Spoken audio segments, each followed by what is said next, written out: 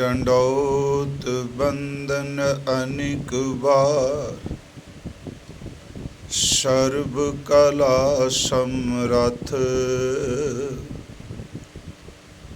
Dolan ते राखो प्रभु, नानक दे कर हथ। सतनाम।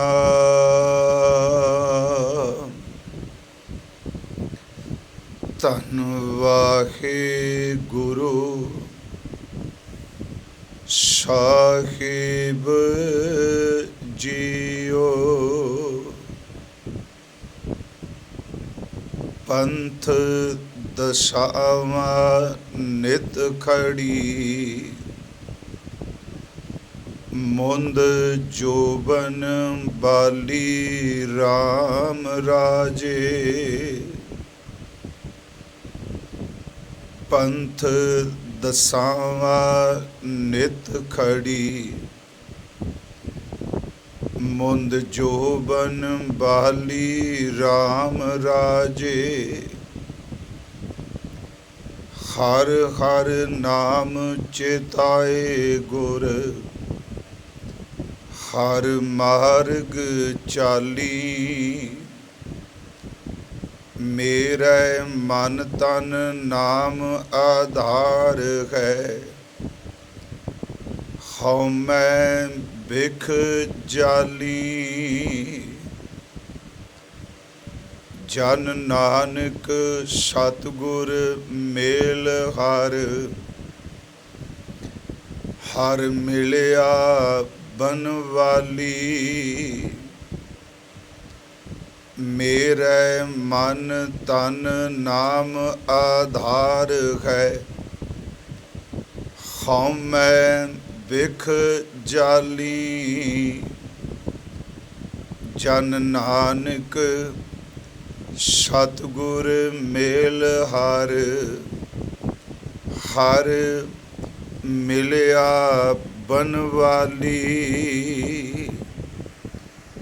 वाहिगुरु जी की वाहिगुरु जी का खालसा, वाहिगुरु जी की फतेह। परम सम्मान योग गुरु सवारे सतसंगी जनों, आप जी रोजाना अपने घरां विच देश विदेश विच बैठ के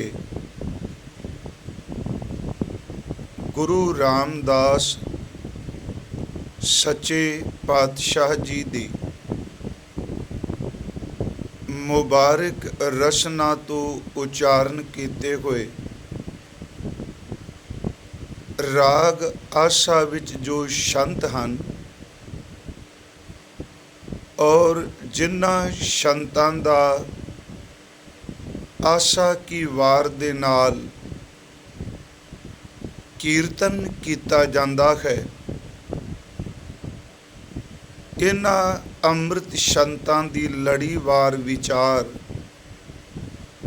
आप जी सरवण कर रहे हो। आओ आप जितने हजूर दी इस अमृत बाणी सिफतो सलाह नाल पिछले 1.5 पौने 2 महीने तो निरंतर जुड़े हुए हो, आप जी सुरत करके आशीष बख्शो। गुरु रामदास सच्चे पातशाह जी, सोढ़ी सुल्तान सतगुरु जी आप विच वरत के अपने इन्हां अमृत बचनां दी विचार आप ही करा लवो। प्यार अदब सहित सतसंगी जनों उच्चारण करो जी, सतनाम श्री वाहे गुरु जी। करो बख्शिश फिर उच्चारण करो जी।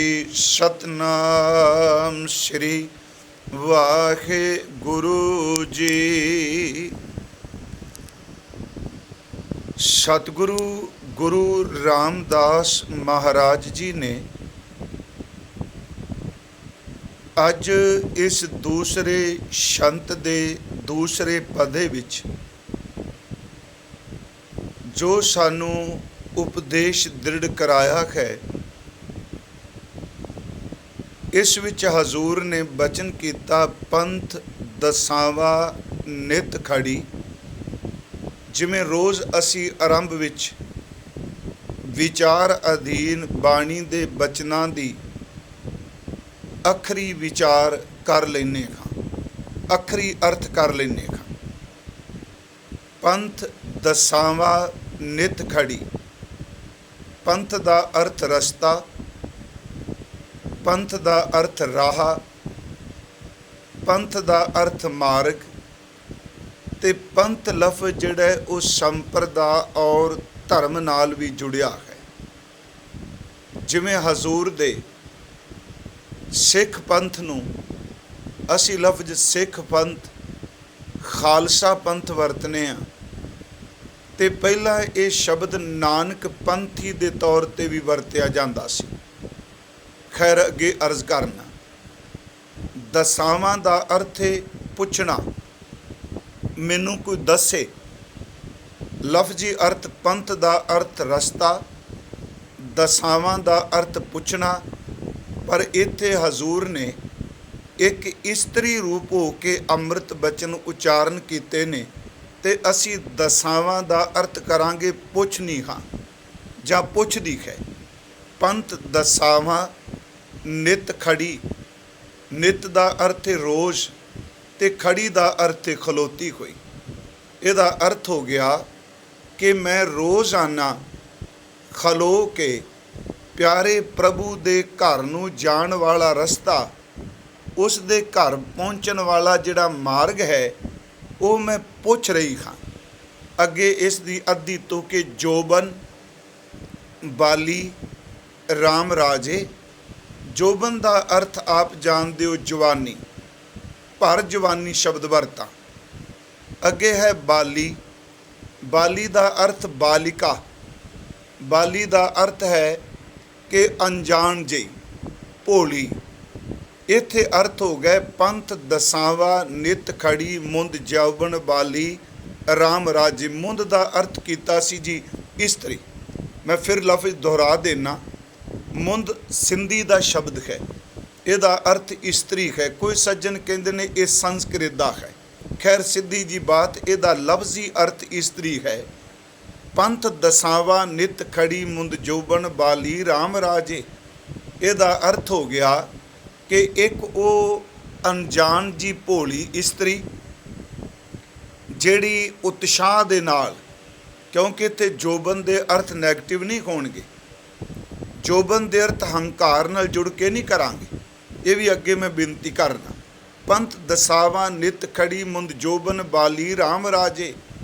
प्रभु नूं मिलन दे उत्साह लई, ओनूं मिलन दे चाह लई, ओदी वसल वास्ते अत दी उत्सुक हो के एक वो जीव इस्त्री जिहड़ी है, वो लोकां तो गुरु तो परमात्मा दे घर दा रस्ता पुछदी है, खलोती हुई।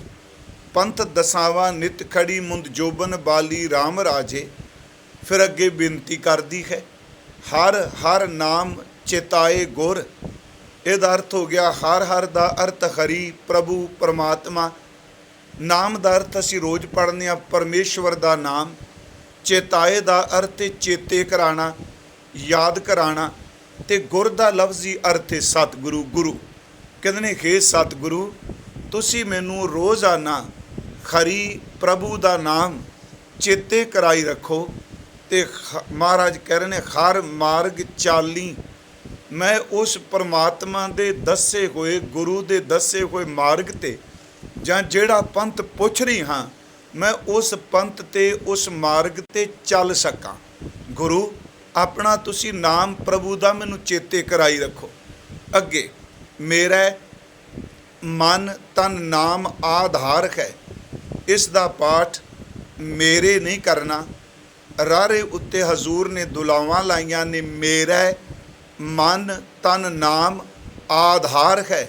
ਐੜੇ ਨੂੰ ਵੀ ਸਤਿਗੁਰਾਂ ਨੇ ਕੰਨਾ ਲਾਇਆ ਹੋਇਆ ਹੈ। ਇਹਦਾ ਅਰਥ ਮੇਰੇ ਮਨ ਦਾ, ਮੇਰੇ ਤਨ ਦਾ, ਕੇਵਲ ਪਰਮੇਸ਼ਵਰ ਦਾ ਨਾਮ ਹੀ ਸਹਾਰਾ ਹੈ, ਆਧਾਰ ਹੈ। ਹਉਮੈ ਬਿਖ ਜਾਲੀ, ਇਸ ਨਾਮ ਦੇ ਕਿਰਪਾ ਸਦਕਾ, ਇਸ ਨਾਮ ਦੀ ਆਧਾਰਤਾ ਸਦਕਾ, ਇਸ ਨਾਮ ਦੀ ਬਰਕਤ ਨਾਲ ਜਿਹੜੀ ਹਉਮੈ ਦੀ ਜ਼ਹਿਰ ਹੈ ਉਸ ਨੂੰ ਮੈਂ ਸਾੜਨ ਲੱਗੀ ਹਾਂ, ਜਾਂ ਉਹਨੂੰ ਸਾੜ ਦਿਆਂਗੀ। ਮਹਾਰਾਜ ਕਰਨ ਮੇਰਾ ਮਨ ਤਨ ਨਾਮ ਆਧਾਰ ਹੈ, ਹਉਮੈ ਬਿਖ ਜਾਲੀ। ਤੇ ਮਹਾਰਾਜ ਕਹਿੰਦੇ ਜਨ ਨਾਨਕ ਦਾਸ ਨਾਨਕ। ਇਹ ਵੀ ਬੇਨਤੀ ਹੈ, ਸਤਿਗੁਰ ਮੇਲ ਹਰ। ਇਹ ਹਰੀ ਜੀ ਦੇਖੋ ਕੈਸੇ ਅਸਚਰਜ ਖੇਡ ਹੈ। ਹਰੀ ਮਿਹਰ ਕਰਦਾ ਤੇ ਸਤਿਗੁਰੂ ਮਿਲਦਾ ਹੈ, ਤੇ ਸਤਿਗੁਰੂ ਮਿਹਰ ਕਰਦਾ ਜਗਿਆਸੂ ਤੇ ਪ੍ਰਮਾਤਮਾ ਮਿਲਦਾ ਹੈ। ਮਹਾਰਾਜ ਕਹਿੰਦੇ ਜਨ ਨਾਨਕ ਸਤਿਗੁਰ ਮੇਲ ਹਰ। ਹੇ ਹਰੀ ਦਾਸ ਨਾਨਕ ਨੂੰ ਸਤਿਗੁਰੂ ਮਿਲਾ ਦਿਓ, ਸਤਿਗੁਰੂ ਦਾ ਵਸਲ ਬਖਸ਼ੀ ਰੱਖੋ। ਹਰ ਮਿਲਿਆ ਬਨਵਾਲੀ। ਇੱਥੇ ਫਿਰ ਬੇਨਤੀ ਹਰ ਦਾ ਅਰਥ ਪ੍ਰਭੂ, ਮਿਲਿਆ ਦਾ ਅਰਥ ਜਿਨ੍ਹਾਂ ਨੇ ਅੱਜ ਤੱਕ ਪਾਇਆ ਹੈ। ਬਨਵਾਲੀ, ਬਾਣੀ ਵਿੱਚ ਸ਼ਬਦ ਬਨਵਾਲੀ ਵੀ ਆਉਂਦਾ ਹੈ, ਬਨਵਾਰੀ ਵੀ ਆਉਂਦਾ ਹੈ, ਤੇ ਬਨਵਾਰੀਆ ਵੀ ਆਉਂਦਾ ਹੈ। ਇੱਥੇ ਬਨਵਾਲੀ ਸ਼ਬਦ ਵਰਤਿਆ ਸਤਿਗੁਰੂ ਨੇ, ਬਨਵਾਲੀ। ਇਹਦਾ ਵੈਸੇ ਸਿੱਧਾ ਅਰਥ ਇਹੀ ਹੈ ਕਿ ਪਰਮਾਤਮਾ। ਪਰ ਜਦੋਂ ਅਸੀਂ ਇਸ ਦੇ ਅਰਥਾਂ ਦੀ ਗਹਿਰਾਈ ਜਾਵਾਂਗੇ ਵੀ ਇਹ ਸ਼ਬਦ ਕਿਵੇਂ ਬਨਵਾਲੀ ਪਰਮਾਤਮਾ ਲਈ ਕਿਵੇਂ ਵਰਤਿਆ ਗਿਆ, ਦਰਅਸਲ ਇਹ ਸ਼ਬਦ ਜਿਹੜਾ ਹੈ, ਬਨ ਦਾ ਅਰਥ ਜੰਗਲ। ਇਹ ਲਫ਼ਜ਼ ਬਨਮਾਲਾ, ਬਨਮਾਲੀ, ਬਨਵਾਲੀ, ਬਨਵਾਰੀ, ਬਨਵਾਰੀਆ ਇਹ ਸ਼ਬਦ ਵਰਤੇ ਗਏ। ਬਨਵਾਲੀ ਦਾ ਅਰਥ ਬਨ ਦਾ ਮਾਲਕ ਵੀ, ਪਰ ਇਹਦਾ ਅਰਥ ਹੈ ਬਨਮਾਲੀ ਕਿ ਜਿਸ ਦੇ ਗਲੇ ਦੇ ਵਿੱਚ ਜੰਗਲ ਦੇ ਫੁੱਲਾਂ ਦਾ ਹਾਰ ਪਰੋ ਕੇ ਪਾਇਆ ਹੋਵੇ, ਉਸ ਨੂੰ ਬਨਵਾਲੀ ਕਹਿੰਦੇ ਆ। ਇਹ ਵਿਸ਼ਨੂੰ ਜੀ ਦਾ ਲਖਾਇਕ ਹੈ, ਪਰ ਸਤਿਗੁਰਾਂ ਨੇ ਉਹ ਜਿਹੜਾ ਕੀਰਤਮ ਨਾਮ ਸੀ, ਪਿਛਲੇ ਦਿਨੀ ਮੈਂ ਕਿਹਾ, ਉਸ ਨਾਮ ਨੂੰ ਅਕਾਲ ਪੁਰਖ ਵਾਹਿਗੁਰੂ ਜੀ ਨਾਲ ਜੋੜ ਦਿੱਤਾ ਕਿ ਜੰਗਲ ਦੇ ਖਿੜੇ ਕੋਈ ਫੁੱਲ ਜਿਸ ਦੇ ਗਲੇ ਦੇ ਵਿੱਚ ਮਾਲਾ ਦੀ ਤਰ੍ਹਾਂ ਨੇ, ਉਸ ਪਾਰ ਬ੍ਰਹਮ ਪਰਮੇਸ਼ਵਰ ਨੂੰ, ਜਿਵੇਂ ਮਹਾਰਾਜ ਕਹਿੰਦੇ ਨੇ ਨਾ, ਗਗਨ ਮੈਂ ਥਾਲ ਰਵ ਚੰਦ ਦੀਪਕ ਬਨੇ ਤਾਰਿਕਾ ਮੰਡਲ ਜਨਕ ਮੋਤੀ। ਇਸੇ ਤਰ੍ਹਾਂ ਸਤਿਗੁਰਾਂ ਨੇ ਬਨਵਾਲੀ ਦਾ ਅਰਥ ਅਸੀਂ ਪਰਮੇਸ਼ਵਰ ਹੀ ਕਰਾਂਗੇ, ਕਿਉਂਕਿ ਜਿਹਦੇ ਜੰਗਲ ਦੇ ਖਿੜੇ ਹੋਏ ਫੁੱਲ, ਬਨਾਸਪਤੀ ਦੇ ਖਿੜੇ ਹੋਏ ਟਹਿਕ ਦੇ, ਮਹਿਕ ਦੇ, ਚਹਿਕ ਦੇ ਫੁੱਲ ਜਿਸ ਦੇ ਗਲੇ ਦਾ ਹਾਰ ਨੇ, ਇਹ ਹੈ ਸਤਿਗੁਰੂ ਜੀ ਨੇ ਅੱਜ ਦੇ ਕਿਰਪਾ ਕਰਕੇ ਸਾਨੂੰ ਅੱਖਰੀ ਅਰਥਾਂ ਦੀ ਇਹ ਦਾਤ ਬਖਸ਼ੀ ਹੈ। ਹੁਣ ਇਸ ਦੀ ਹੈ ਵਿਚਾਰ, ਕਿਉਂਕਿ ਵਿਚਾਰ ਸਮੇਂ ਅਨੁਸਾਰ ਆਪਾਂ ਕਰਾਂਗੇ ਇੱਕ ਇੱਕ ਤੁਕ ਦੀ। ਮਹਾਰਾਜ ਪਹਿਲਾ ਬਚਨ ਕਹਿ ਰਿਹਾ, ਪੰਥ ਦਸਾਵਾ ਨਿਤ ਖੜੀ, ਮੁੰਦ ਜੋਬਨ ਬਾਲੀ ਰਾਮ ਰਾਜੇ।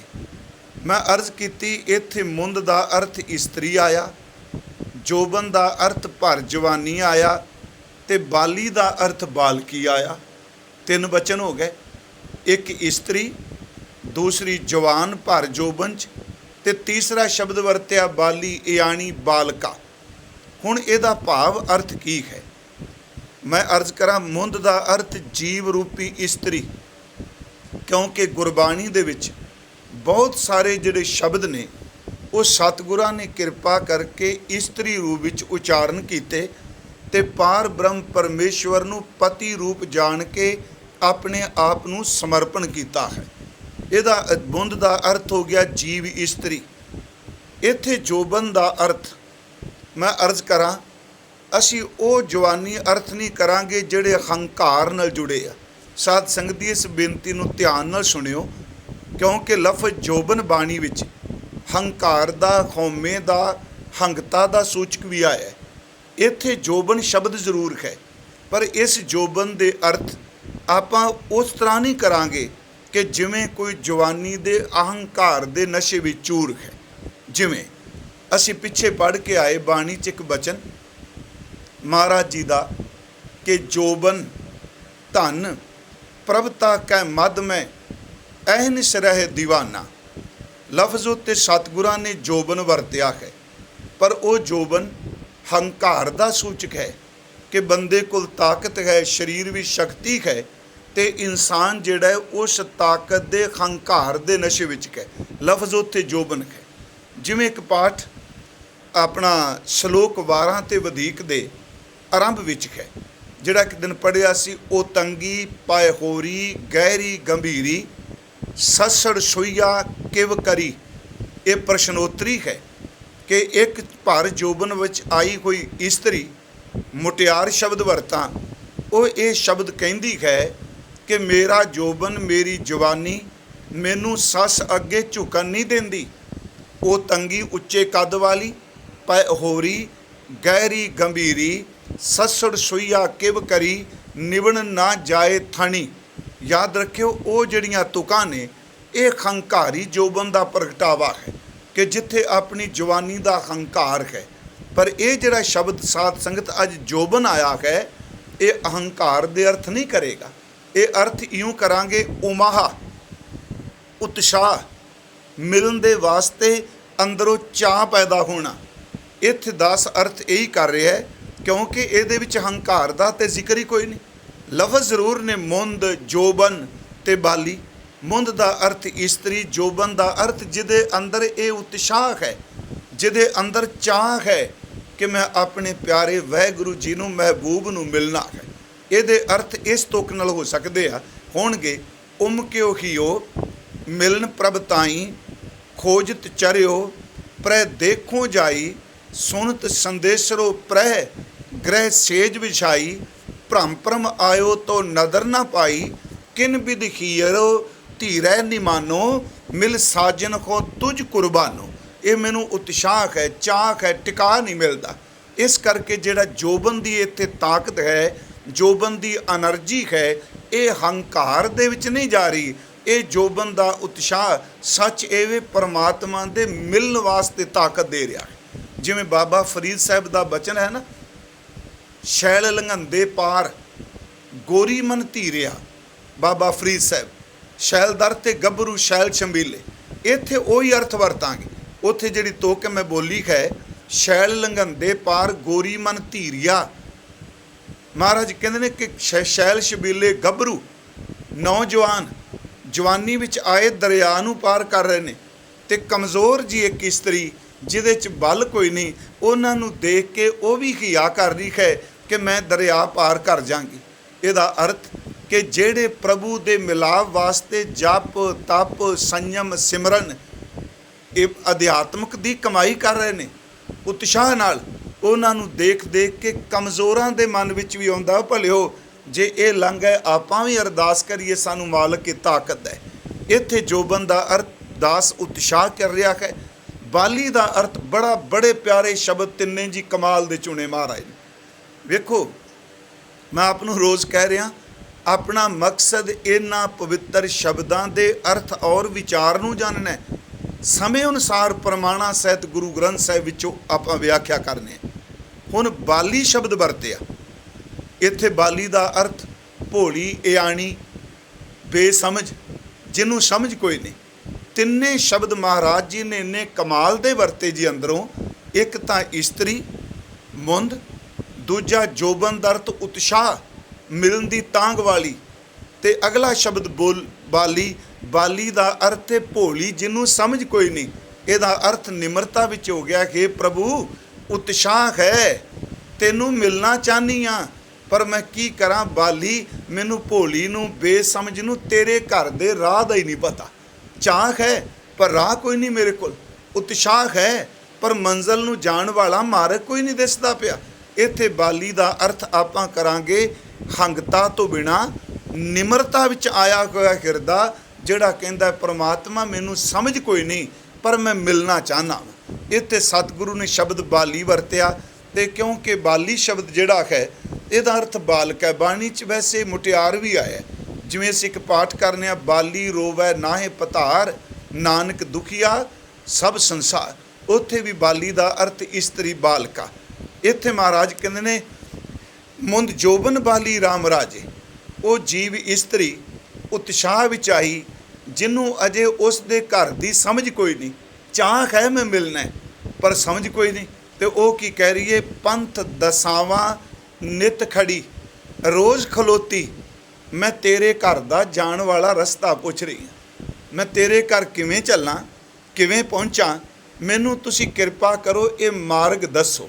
ਇਹ ਹੈ ਪਹਿਲੀ ਤੁਕ ਦੇ ਥੋੜ੍ਹੇ ਜਿਹੇ ਵਿਸਤਾਰ ਸਹਿਤ ਅਰਥ।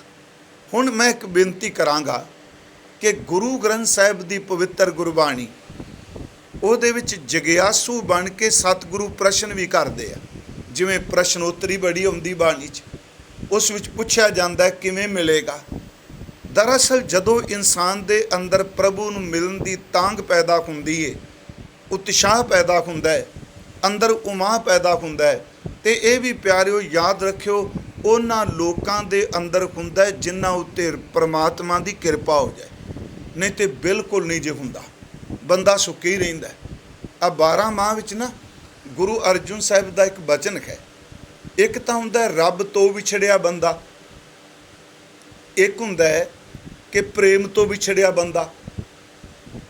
ਦੇਖੋ, ਪਰਮਾਤਮਾ ਤੋਂ ਗੁਰੂ ਤੋਂ ਵਿਛੜਿਆ, ਪਰ ਅੰਦਰ ਇਮੋਸ਼ਨ ਹੈ, ਅੰਦਰ ਸੁੱਕਾ ਨਹੀਂ, ਅੰਦਰ ਕੋਮਲਤਾ ਪਈ ਹੈ। ਕਿਸੇ ਨਾ ਕਿਸੇ ਨੁਕਰੇ ਇਹ ਬੀਜ ਪਿਆ ਵੀ ਮੈਂ ਉਹਨੂੰ ਮਿਲਣਾ ਹੈ। ਪਿਆਰਿਓ, ਰੱਬ ਤੋਂ ਵਿਛੜੇ ਹੋਏ ਤਾਂ ਮਿਲ ਜਾਣਗੇ, ਤੇ ਜਿਨ੍ਹਾਂ ਅੰਦਰ ਪ੍ਰੇਮ ਦਾ ਹੀ ਵਿਛੋੜਾ ਪੈ ਗਿਆ ਉਹ ਕਿੱਥੇ ਮਿਲਣਗੇ। ਮਹਾਰਾਜ ਜੀ ਨੇ ਕਿਹਾ, ਵੈਸਾਖ ਧੀਰਨ ਕਿਉ ਵਾਢੀਆਂ, ਜਿਨ੍ਹਾਂ ਪ੍ਰੇਮ ਵਿਛੋ। ਆਪ ਪਾਠ ਫਿਰ ਸੁਣਿਓ, ਇੱਥੇ ਪ੍ਰਭੂ ਵਿਛੋ ਨਹੀਂ, ਹਰੀ ਵਿਛੋ ਨਹੀਂ, ਇੱਥੇ ਪ੍ਰੇਮ ਵਿਛੋਹ ਹੈ। ਕਿਉਂਕਿ ਪ੍ਰੇਮ ਹੀ ਤੇ ਇੱਕ ਰਸਤਾ ਹੈ ਜਿਹੜਾ ਮਾਲਕ ਦੇ ਘਰ ਨੂੰ ਲਿਜਾਂਦਾ ਹੈ, ਤੇ ਜਿਹਦੇ ਅੰਦਰ ਉਹ ਪ੍ਰੇਮ ਹੀ ਨਹੀਂ, ਅੰਦਰ ਫੀਲਿੰਗ ਹੀ ਕੋਈ ਨਹੀਂ, ਅੰਦਰ ਮਹਿਸੂਸ ਅਨੁਭਵ ਕਰਨ ਵਾਲਾ ਜਜ਼ਬਾ ਹੀ ਕੋਈ ਨਹੀਂ। ਪਿਆਰਿਓ, ਉਹ ਬੰਦਾ ਜਾਏਗਾ ਕਿੱਥੇ। ਜਿਵੇਂ ਜੇ ਬੰਦੇ ਦੇ ਸਰੀਰ ਵਿੱਚ ਤਾਕਤ ਹੋਵੇ, ਸੈੱਲ ਹੋਣ, ਲੜਾਈ ਨਾਲ ਸੰਘਰਸ਼ ਕਰੇਗਾ, ਤੇ ਡਾਕਟਰ ਦਵਾਈ ਪਈ ਹੋਵੇ, ਉਹ ਇੱਕੋ ਗੱਲ ਕਹਿੰਦੇ ਨੇ, ਅਸੀਂ ਕੀ ਕਰੀਏ, ਇਹਦੀ ਬਾਡੀ ਸਾਥ ਨਹੀਂ ਦਿੰਦੀ ਪਈ। ਜਿਹਨੇ ਸਟਰਗਲ ਕਰਨੀ ਹੈ, ਜਿਹਨੇ ਲੜਾਈ ਕਰਨੀ ਹੈ, ਉਹ ਨਹੀਂ ਸਾਥ ਦੇ ਰਿਹਾ। ਪਿਆਰਿਓ, ਪ੍ਰੇਮ ਜਿਸ ਬੰਦੇ ਦੇ ਅੰਦਰੋਂ ਖਤਮ ਹੋ ਗਿਆ, ਉਹਦਾ ਮਿਲਣਾ ਅਸੰਭਵ ਹੈ। ਮੈਂ ਦਾਵਾ ਨਹੀਂ ਕਰਦਾ, ਪਰ ਗੁਰੂ ਜੀ ਨੇ ਕਿਹਾ, ਵੈਸਾਖ ਧੀਰਨ ਕਿਉ ਵਾਢੀਆ, ਜਿਨ੍ਹਾਂ ਪ੍ਰੇਮ ਵਿਛੋ।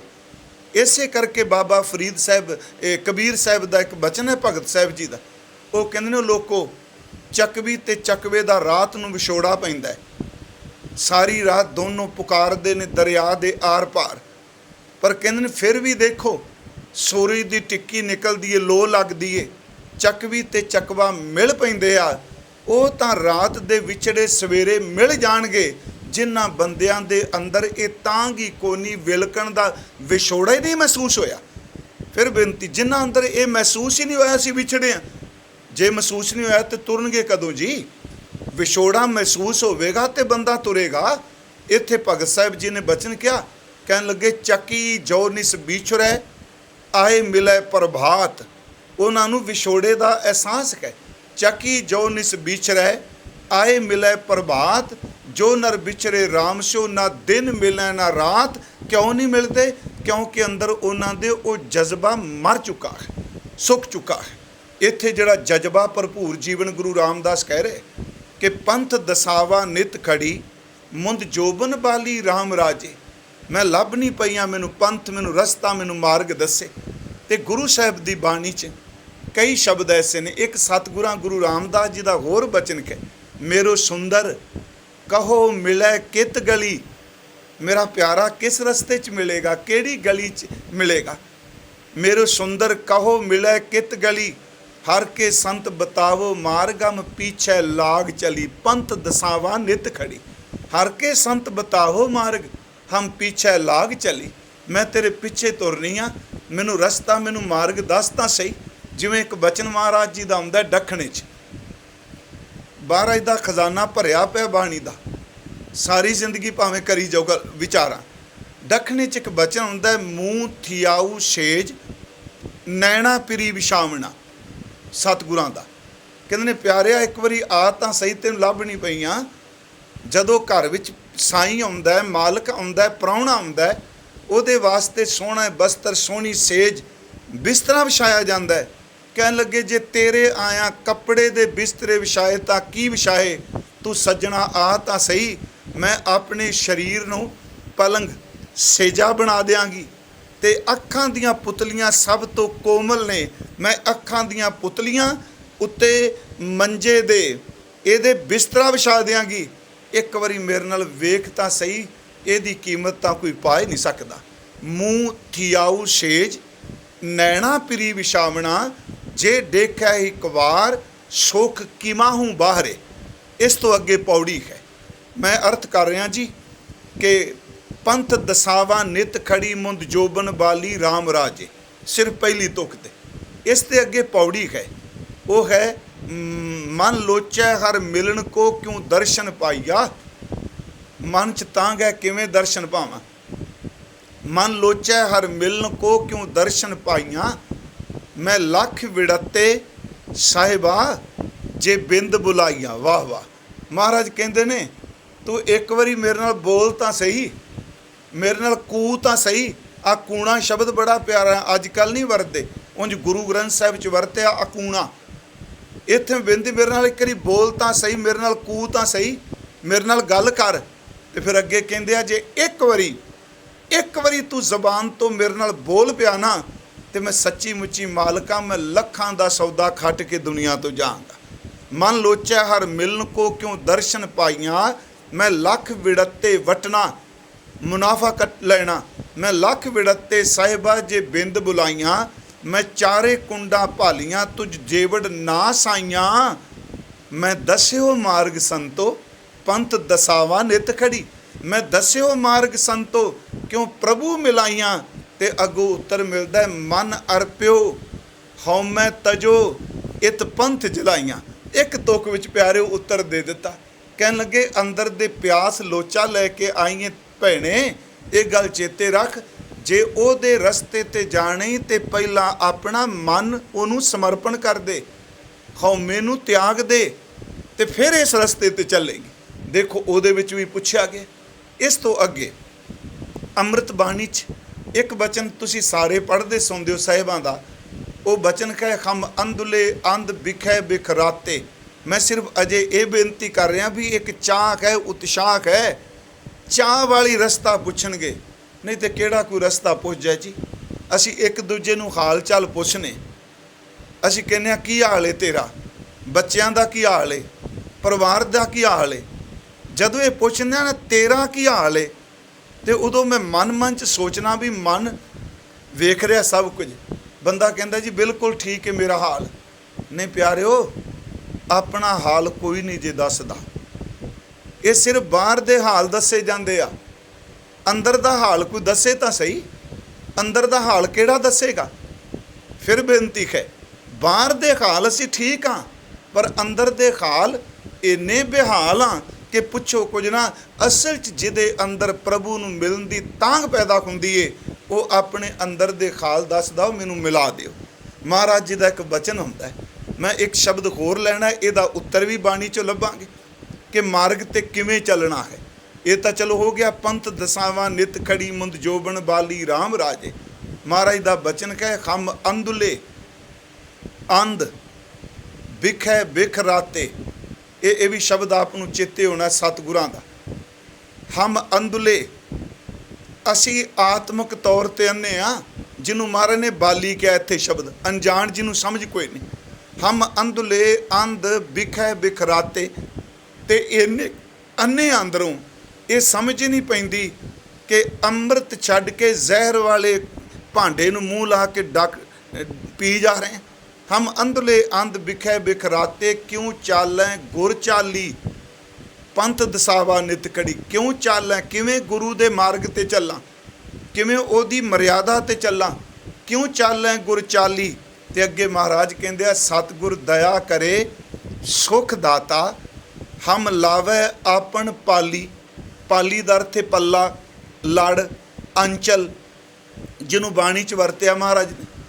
ਤੇ ਦਾਸ ਕਈ ਵਾਰੀ ਕਹਿੰਦਾ ਇੱਥੇ ਲਫ਼ਜ਼ ਨਾ ਜੀ, ਇਹ ਪੱਲਾ ਕਿਹਾ ਹੈ, ਮੈਨੂੰ ਆਪਣਾ ਪੱਲਾ ਪਕੜਾ ਦੇ।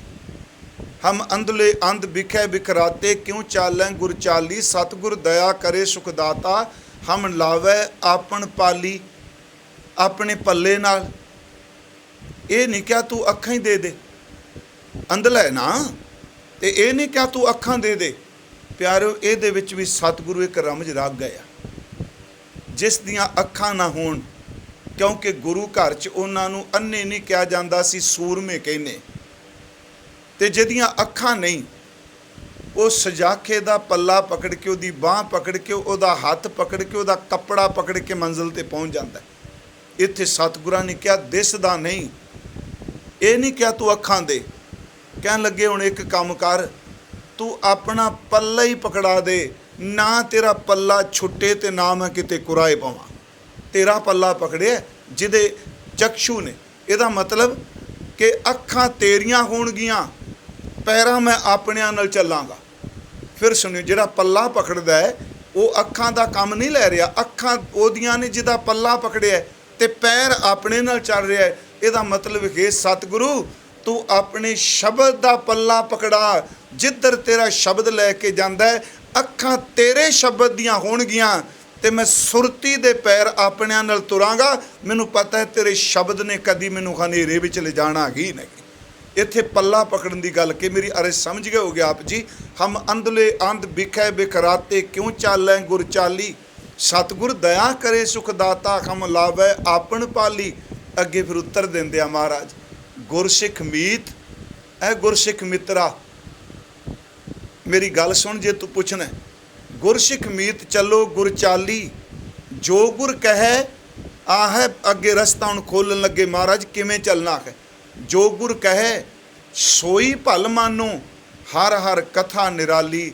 ਜੇ ਇਸ ਮਾਰਗ ਤੇ, ਇਸ ਪੰਥ ਤੇ, ਇਸ ਰਸਤੇ ਤੇ ਚੱਲਣਾ, ਸਭ ਤੋਂ ਪਹਿਲਾ ਇਹ ਹੈ ਕਾਇਦਾ ਕਾਨੂੰਨ ਇਸ ਘਰ ਦਾ ਕਿ ਜੋ ਮੁਰਸ਼ਿਦ ਕਹਿ ਰਿਹਾ, ਜੋ ਸਤਿਗੁਰੂ ਕਹਿ ਰਿਹਾ, ਉਹਨੂੰ ਬਸ ਸਤ ਬਚਨ ਕਰਕੇ ਜ਼ਿੰਦਗੀ 'ਚ ਮੰਨ ਲੈ। ਜਿੱਦਣ ਹੁਕਮ ਮੰਨ ਕੇ ਤੁਰ ਪਵੇਂਗਾ ਪਿਆਰਿਆ, ਉਦਣ ਹੀ ਰੱਬ ਦੇ ਰਸਤੇ ਤੇ ਤੁਰ ਪਿਆ ਤੂੰ। ਇਹ ਮਾਰਗ ਗੁਰੂ ਨੇ ਲੈ ਕੇ ਜਾਣਾ। ਇਸੇ ਤਰ੍ਹਾਂ ਇੱਕ ਬਚਨ ਸਤਿਗੁਰੂ ਆ ਹੋਰ ਮੈਂ ਯਤਨ ਕਰ ਰਿਹਾ ਬਾਣੀ ਵਿੱਚੋਂ ਆਪ ਸੰਗਤ ਦੀ ਸੇਵਾ ਵੱਧ ਤੋਂ ਵੱਧ ਕਰਾਂ। ਇੱਕ ਸ਼ਬਦ ਆ ਪੜ੍ਹ ਦਿਓ, ਗੁਣਵੰਤੀ।